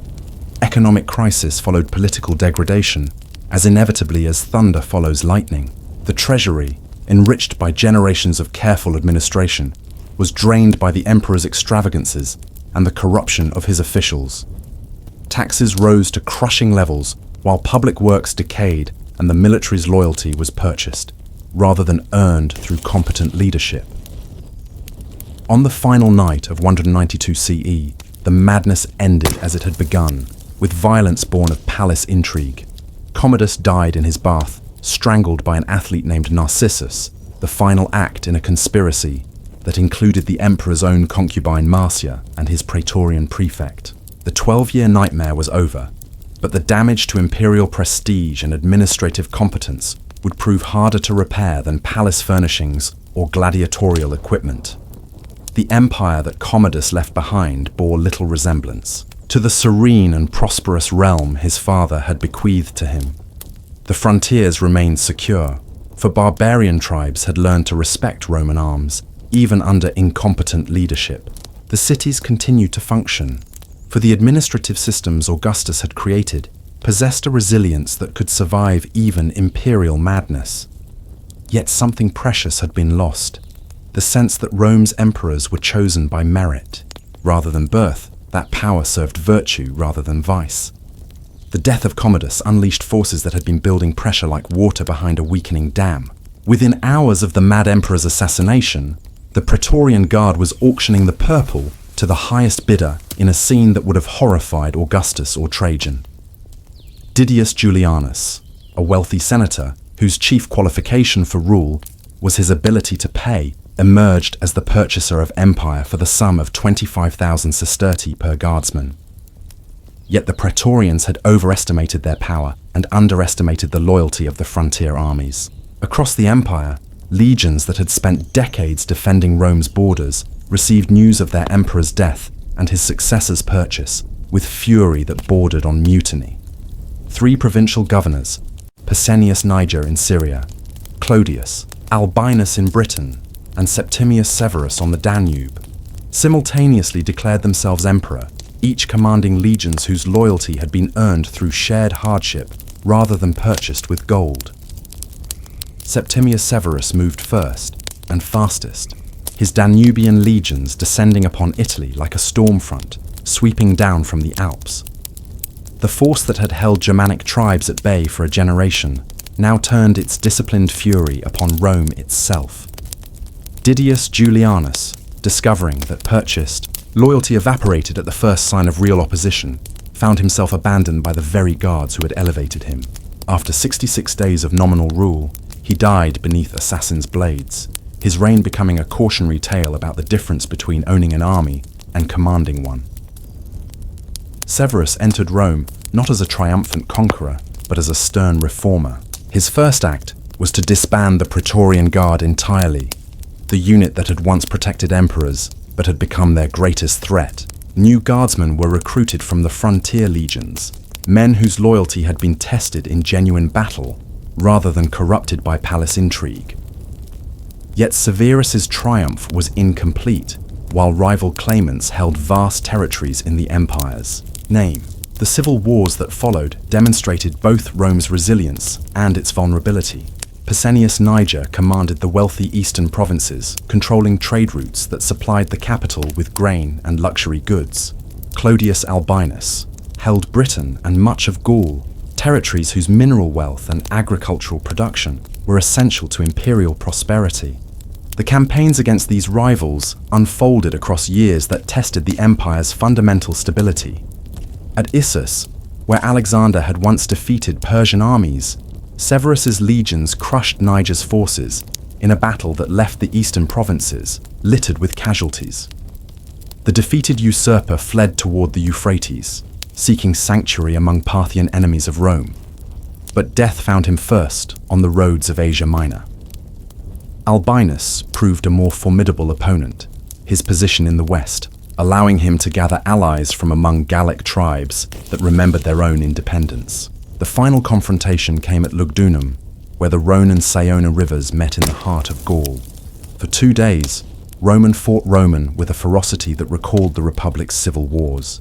When victory finally favored Severus, the battlefield was carpeted with dead legionaries whose bodies testified to the terrible cost of imperial ambition. The civil wars left deep scars upon the empire's body and soul. Provinces that had supported losing claimants suffered punitive taxation and military occupation. The Senate, which had briefly hoped to reassert its ancient prerogatives during the chaos, found itself marginalized more thoroughly than ever before. Severus made clear that emperors now ruled through military might rather than constitutional fiction, and senators who questioned this new reality discovered that dissent could be a capital offense. Yet from the ashes of civil conflict, Severus began building something new, an empire more militarized than its predecessors, but also more inclusive. The emperor opened the highest ranks of government to men from Africa and Asia, recognizing that talent flourished beyond Italy's borders. The army, which had proven its decisive importance in determining imperial succession, received pay increases and privileges that restored its morale after years of neglect under Commodus. The Severan dynasty that emerged from these trials would rule for nearly half a century, but the precedent established in 193 CE would haunt the empire for generations. The lesson was clear. Emperors ruled at the pleasure of their armies, and armies could be bought, persuaded, or overwhelmed by rivals with greater resources or more compelling promises. Septimius Severus, having secured his position, through blood and determination, set about reforming an empire that had been shaken to its foundations. His reign marked a fundamental shift in the nature of Roman government. Where earlier emperors had maintained at least the pretense of being first among equals, Severus ruled as an undisguised military autocrat whose power flowed from the loyalty of armed men rather than constitutional tradition. The emperor's reforms touched every aspect of imperial administration. The legal system, that pillar of Roman civilization, was revised to reflect new realities. Military law expanded its jurisdiction, while civilian courts found their authority circumscribed. The distinction between soldiers and civilians, once carefully maintained, began to blur as veterans received privileges that elevated them above ordinary citizens. In the East, Severus resumed the aggressive policies that Marcus Aurelius had pursued more reluctantly. The Parthian Empire, weakened by its own internal conflicts, proved unable to resist renewed Roman pressure. Mesopotamia, abandoned by Hadrian a century earlier, once again felt the tread of marching legions. The cities of Ctesiphon and Seleucia fell to Roman assault, and the emperor's triumphal procession through their rubble-strewn streets proclaimed that Rome's eastern ambitions remained very much alive. The wealth extracted from these conquests funded ambitious building projects that rivaled those of the Antonine emperors. The Baths of Caracalla, begun during Severus's reign, would become one of Rome's most magnificent structures, a complex of pools, libraries, and exercise halls that covered 27 acres and could accommodate 1,600 bathers simultaneously. Here was imperial grandeur serving public benefit, the marriage of power and civic virtue that had once defined Roman greatness. Yet shadows were lengthening across the empire's landscape, visible to those with eyes to see. The frontiers, stretched to their maximum extent, required ever larger armies to defend them. The economy, strained by military expenses and civil war devastation, showed signs of underlying weakness despite surface prosperity. Most ominously, the empire's cultural unity, that shared sense of Roman identity that had bound together countless peoples, was beginning to fracture under the pressure of increasing militarization. Severus's dying words to his sons, delivered on his deathbed in York as he prepared for a final campaign against British tribes, captured the new reality with brutal clarity. Enrich the army and despise all others. Here was imperial wisdom, distilled to its essence. Power flowed from the barrel of a gladius, and everything else was mere decoration. The empire that emerged from the Severan transformation remained formidable in its reach and resources, but something essential had been lost in the process. The delicate balance between civilian and military authority, between tradition and innovation, between unity and diversity, had been permanently altered. The seeds of future crisis were already germinating, though few could yet perceive their deadly potential. As the 2nd century drew to its close, thoughtful Romans might have reflected on the dramatic changes their world had witnessed. The empire that Augustus had bequeathed to his successors, a realm governed by law, defended by disciplined legions, enriched by peaceful trade, and united by shared culture, was transforming into something altogether different. Whether this transformation represented evolution or decline remained to be seen, but the age of the 5 good emperors was clearly ending, and whatever came next would test Roman civilization as it had never been tested before. The 3rd century dawned upon, an empire that stood at the height of its territorial extent, yet balanced upon increasingly unstable foundations. Like a mighty tree whose roots had begun to weaken, Rome appeared magnificent from a distance, while harboring internal decay that would soon threaten its very survival. The forces that would nearly destroy the empire were already in motion, though they moved slowly enough that their full danger remained hidden from contemporary observers. In the northern forests of Germania, tribal confederations were coalescing into military alliances more formidable than any Rome had previously faced. The Alemanni, Franks, and Goths were no longer the scattered bands that Caesar had scattered with relative ease, but organized peoples with their own military traditions and political structures. Population pressure from migrations originating in the distant steppes was pushing these tribes westward with increasing urgency, making peaceful coexistence with Rome more difficult to maintain. Along the eastern frontier, the Parthian Empire was experiencing its own transformation as a new dynasty, the Sassanids, rose to challenge both internal weakness and external threats. These Persian rulers combined military innovation with religious fervor, fielding heavy cavalry that could match Roman legions while inspiring their followers with visions of restored Persian greatness that harked back to Cyrus and Darius. Within the empire itself, economic strains were becoming increasingly difficult to ignore. The cost of maintaining massive armies along thousands of miles of frontier was consuming an ever larger share of imperial resources. Trade, once the lifeblood of Roman prosperity, was being disrupted by increasing insecurity along major routes. The currency itself was showing signs of instability as emperors resorted to debasing silver coins to fund immediate military needs at the cost of long-term monetary confidence. Perhaps most ominously, the social compact that had bound the empire, together for centuries, was beginning to fray. The middle classes that had formed the backbone of Roman civilization, the merchants, artisans, and small landowners who had prospered during the Pax Romana, were finding themselves squeezed between increasing taxation and declining opportunities. The gap between rich and poor was widening, while social mobility, that ladder by which ambitious individuals had risen to prominence, was becoming increasingly difficult to climb. Cultural transformation was proceeding alongside political and economic change. Christianity, once a minor sect confined largely to urban areas, was spreading throughout the empire with surprising rapidity. This new faith offered hope to the dispossessed while challenging fundamental assumptions about duty, loyalty, and the nature of divine authority that had underpinned Roman success for centuries. The empire stood poised between past and future, greatness and decline, order and chaos. The institutions that Augustus had created, refined by generations of capable successors, remained strong enough to weather immediate crises. Yet the challenges mounting against Roman power were unlike any the empire had previously faced. Simultaneous pressure on multiple frontiers, internal economic stress, social transformation, and cultural revolution were converging in ways that would test imperial resilience to its breaking point. As the 3rd century progressed, these gathering storms would finally break upon the empire with devastating force.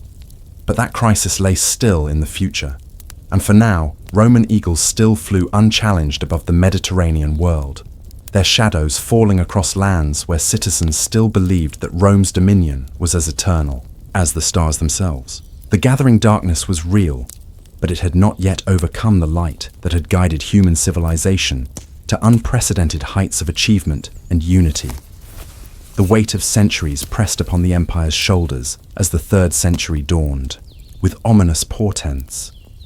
What had begun as whispers of discontent in distant provinces now roared as a tempest that would shake the very foundations of Roman civilization. The Severan dynasty, which had brought momentary stability through military strength and constitutional innovation, found itself increasingly unable to contain the centrifugal forces that pulled at every corner of the vast empire. In the year 235, the assassination of Alexander Severus marked not merely the end of a dynasty, but the beginning of what historians would later call the crisis of the 3rd century. 50 years of chaos that would test whether the Roman state could survive the convergence of external invasion, internal rebellion, economic collapse, and political fragmentation. It was as if the gods themselves had turned their faces away from Rome, leaving mortals to grapple with forces beyond their comprehension or control. The crisis manifested first in the terrible mathematics of imperial succession, where once the purple had passed with reasonable stability from father to son or adopted heir, now it became a prize seized by any general with sufficient ambition and military backing. In a single generation, more than 20 emperors would, claim the throne, most meeting violent deaths within months or even weeks of their elevation.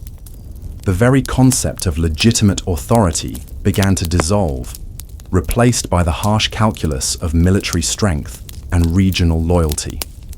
Maximinus Thrax, the first of the so-called barracks emperors, embodied the new reality. A giant of a man from the Danubian frontier, he had never set foot in Rome as emperor, ruling instead from military camps as he campaigned against Germanic tribes. His reign, though brief, established a pattern that would define the crisis years. Emperors elevated by armies, sustained by military success, and toppled by military failure. The traditional sources of imperial legitimacy, senatorial approval, urban popularity, dynastic succession, became secondary to the immediate demands of warfare and survival. The frontiers, which had stood inviolate for generations, began to buckle under relentless barbarian pressure. Germanic confederations, themselves displaced by migrations from the distant steppes, pressed against the Rhine and Danube with increasing desperation and organization.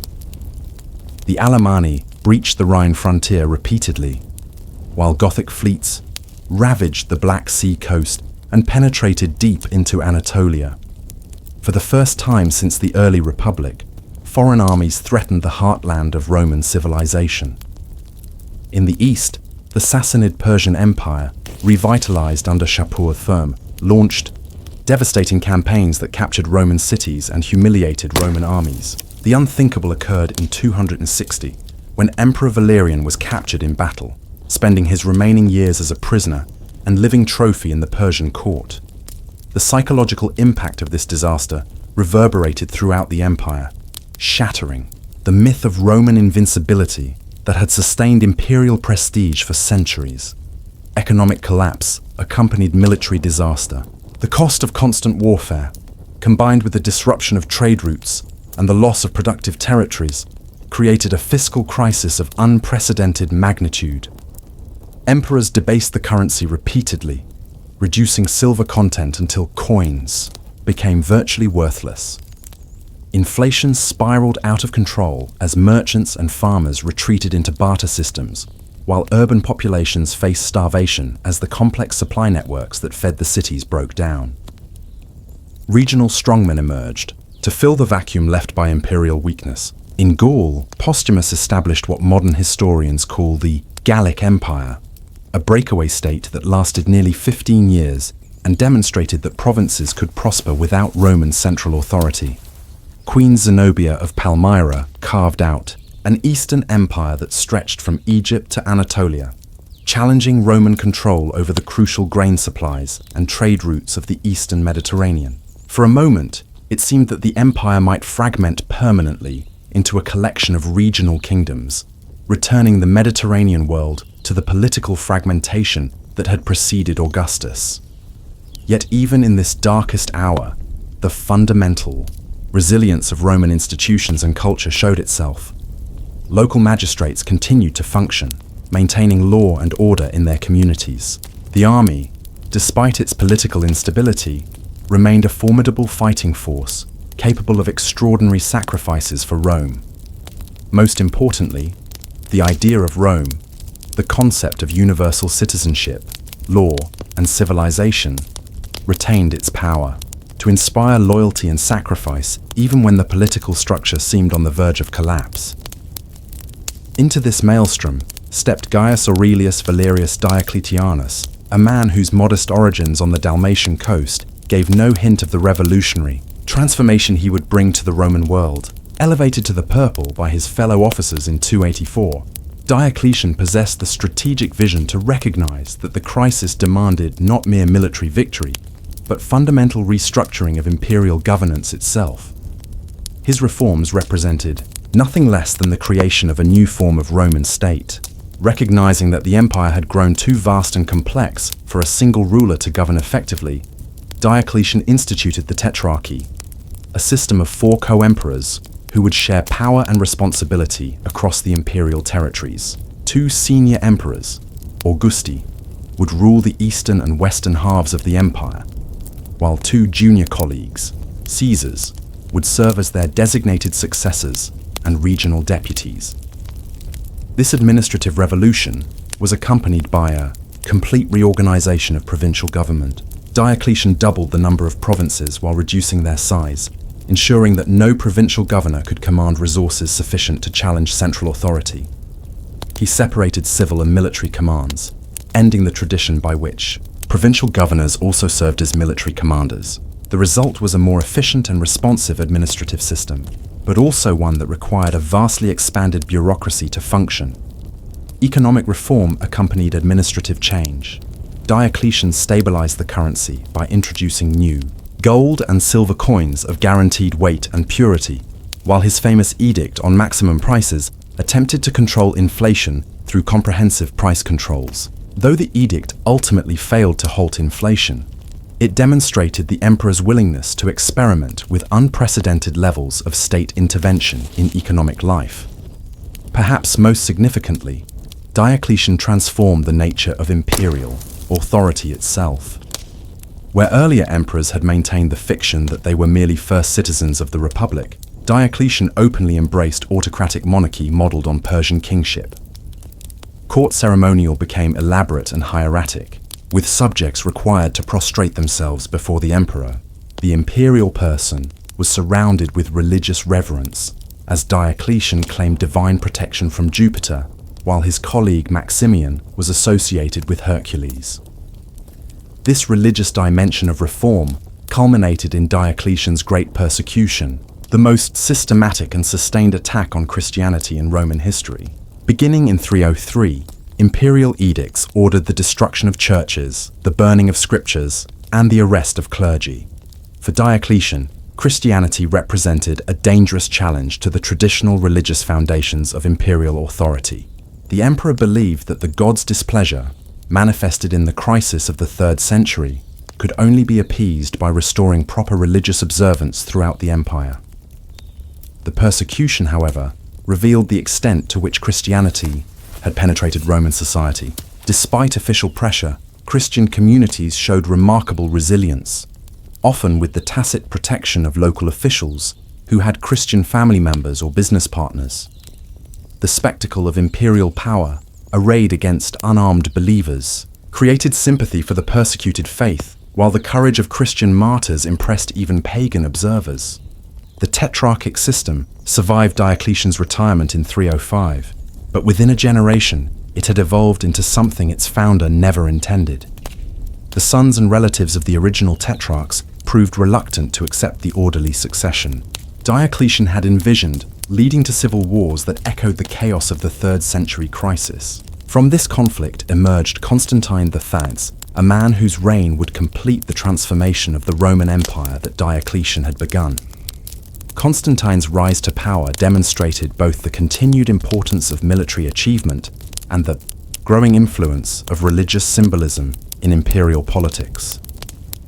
His victory over Maxentius at the Battle of Milvian Bridge in 312 was attributed to divine intervention, specifically to the protection of the Christian god, whose symbol Constantine had placed on his soldiers' shields. Whether this represented genuine conversion or calculated political opportunism, Constantine's embrace of Christianity marked a revolutionary turning point in Roman history. The Edict of Milan in 313, issued jointly by Constantine and his eastern colleague Licinius, granted legal tolerance to Christianity throughout the empire. More than mere tolerance, however, Constantine actively promoted Christian interests, funding the construction of magnificent churches, granting legal privileges to Christian clergy, and increasingly surrounding himself with Christian advisors. The religion that had been persecuted as a threat to imperial stability became, within a generation, a pillar of imperial support. Constantine's religious revolution was accompanied by political and administrative innovations that further centralized imperial power. He created a new capital at Constantinople, strategically located to control both European and Asian trade routes, while serving as a base for operations against Persian and barbarian enemies. The new city, deliberately modeled on Rome, but lacking the traditional pagan temples and senatorial institutions, represented a fresh start for imperial governance. The establishment of Constantinople also reflected the growing importance of the eastern provinces in imperial strategy and economics. The wealth of Egypt, Syria, and Anatolia increasingly overshadowed the traditional agricultural base of Italy and Gaul, while the threat from Sassanid Persia required constant imperial attention. Constantine's new capital acknowledged this shift while providing a counterweight to the traditional authority of Rome itself. Military reform continued the trends established by Diocletian. Constantine expanded the use of barbarian federati, allied Germanic warriors who served in the Roman army while maintaining their tribal organization and leadership. This practice provided the empire with effective fighters accustomed to the warfare techniques of its barbarian enemies. But it also introduced foreign elements into the army that would gradually transform its character and loyalties. The economic policies of Constantine's reign reflected the ongoing challenges of maintaining imperial finances while supporting an expanded bureaucracy and military establishment. The introduction of the gold solidus created a stable currency that would endure for centuries, but it also drained gold from circulation and contributed to the economic stratification that characterized late imperial society. Taxation became increasingly burdensome, particularly for the agricultural population that formed the empire's economic foundation. The death of Constantine in 337 initiated a period of succession struggles that revealed the fundamental tensions within the transformed empire. His three sons divided the imperial territories among themselves, but within a decade, civil war had reduced their number to one. This pattern of division followed by conflict would characterize imperial politics for the remainder of the 4th century, reflecting both the practical difficulties of governing such vast territories and the personal ambitions of imperial family members. Julian's brief reign from 361 to 363 represented the last attempt to reverse the Christian transformation of the empire. Known to later generations as the apostate, Julian had been raised as a Christian but converted to traditional paganism, seeking to restore the old gods and their cults to imperial favor. His intellectual sophistication and genuine piety impressed even his Christian opponents, but his reign was too brief to effect lasting change. His death in battle against the Persians effectively ended organized pagan resistance to Christian dominance.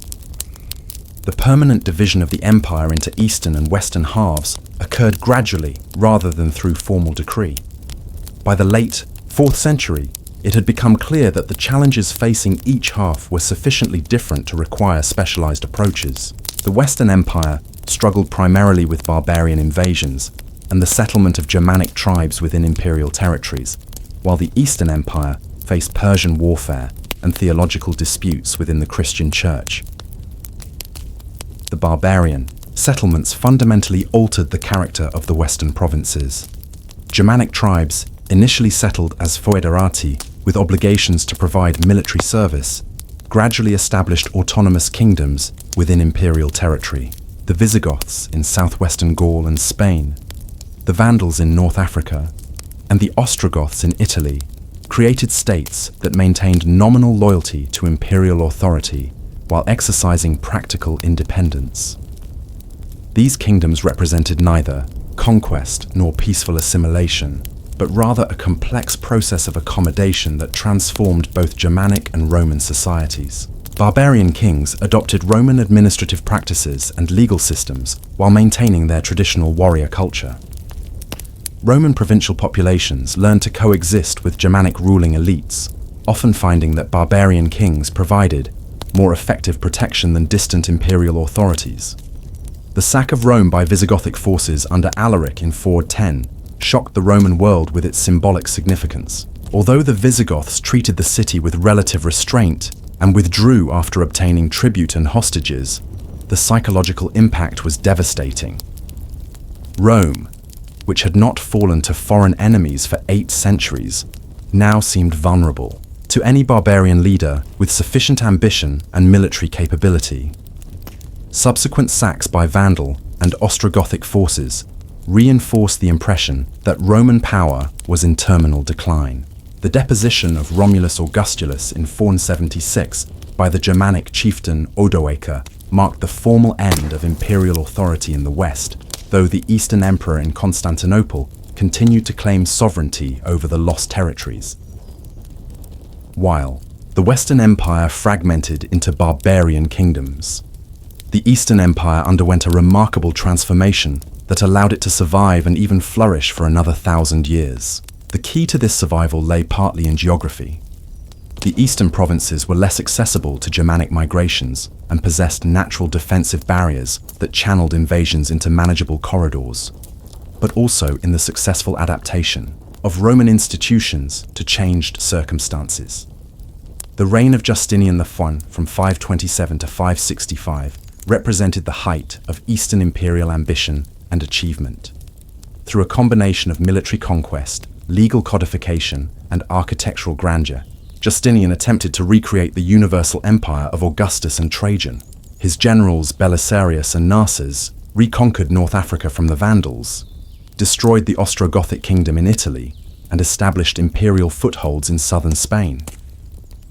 These military achievements were accompanied by the codification of Roman law in the Corpus Juris Civilis, a comprehensive legal framework that would influence jurisprudence throughout Europe for centuries to come. The Code of Justinian distilled 1,000 years of legal development into a coherent system that balanced imperial authority with individual rights, providing a foundation for governance that transcended the particular circumstances of any single reign. The architectural legacy of Justinian's reign, epitomized by the construction of Hagia Sophia in Constantinople, demonstrated the continued vitality of Roman engineering and artistic traditions. The Great Church, with its revolutionary dome and innovative structural techniques, served not merely as a place of worship, but as a symbol of imperial power and Christian triumph over paganism. Yet Justinian's achievements came at enormous cost. The constant warfare required to reconquer the Western territories drained the imperial treasury while devastating the populations of conquered regions. Italy, in particular, suffered terribly during the 20-year Gothic War, with cities destroyed, agricultural systems disrupted, and population dramatically reduced. The plague of 541-549, which killed perhaps a third of the empire's population, further weakened imperial resources and undermined the demographic foundation of Justinian's ambitions. The century following Justinian's death witnessed the gradual transformation of the Eastern Empire into what modern historians call the Byzantine Empire. This transformation involved not merely the loss of reconquered territories to new barbarian invasions, but a fundamental reorientation of imperial culture and identity.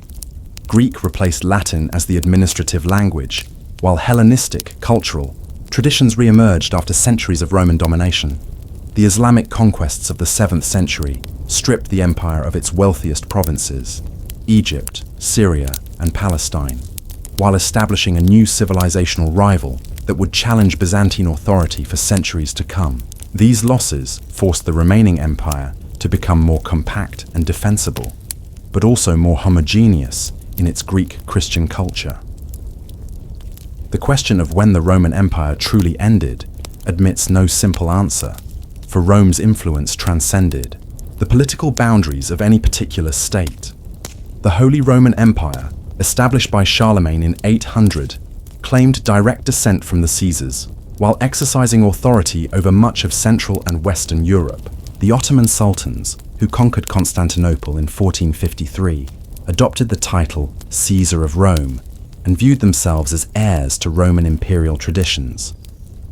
Even more significant than these political claims was the cultural and intellectual legacy that Roman civilization bequeathed to subsequent generations. The Latin language survived the fall of imperial authority to become the medium of medieval scholarship, Christian theology, and international diplomacy.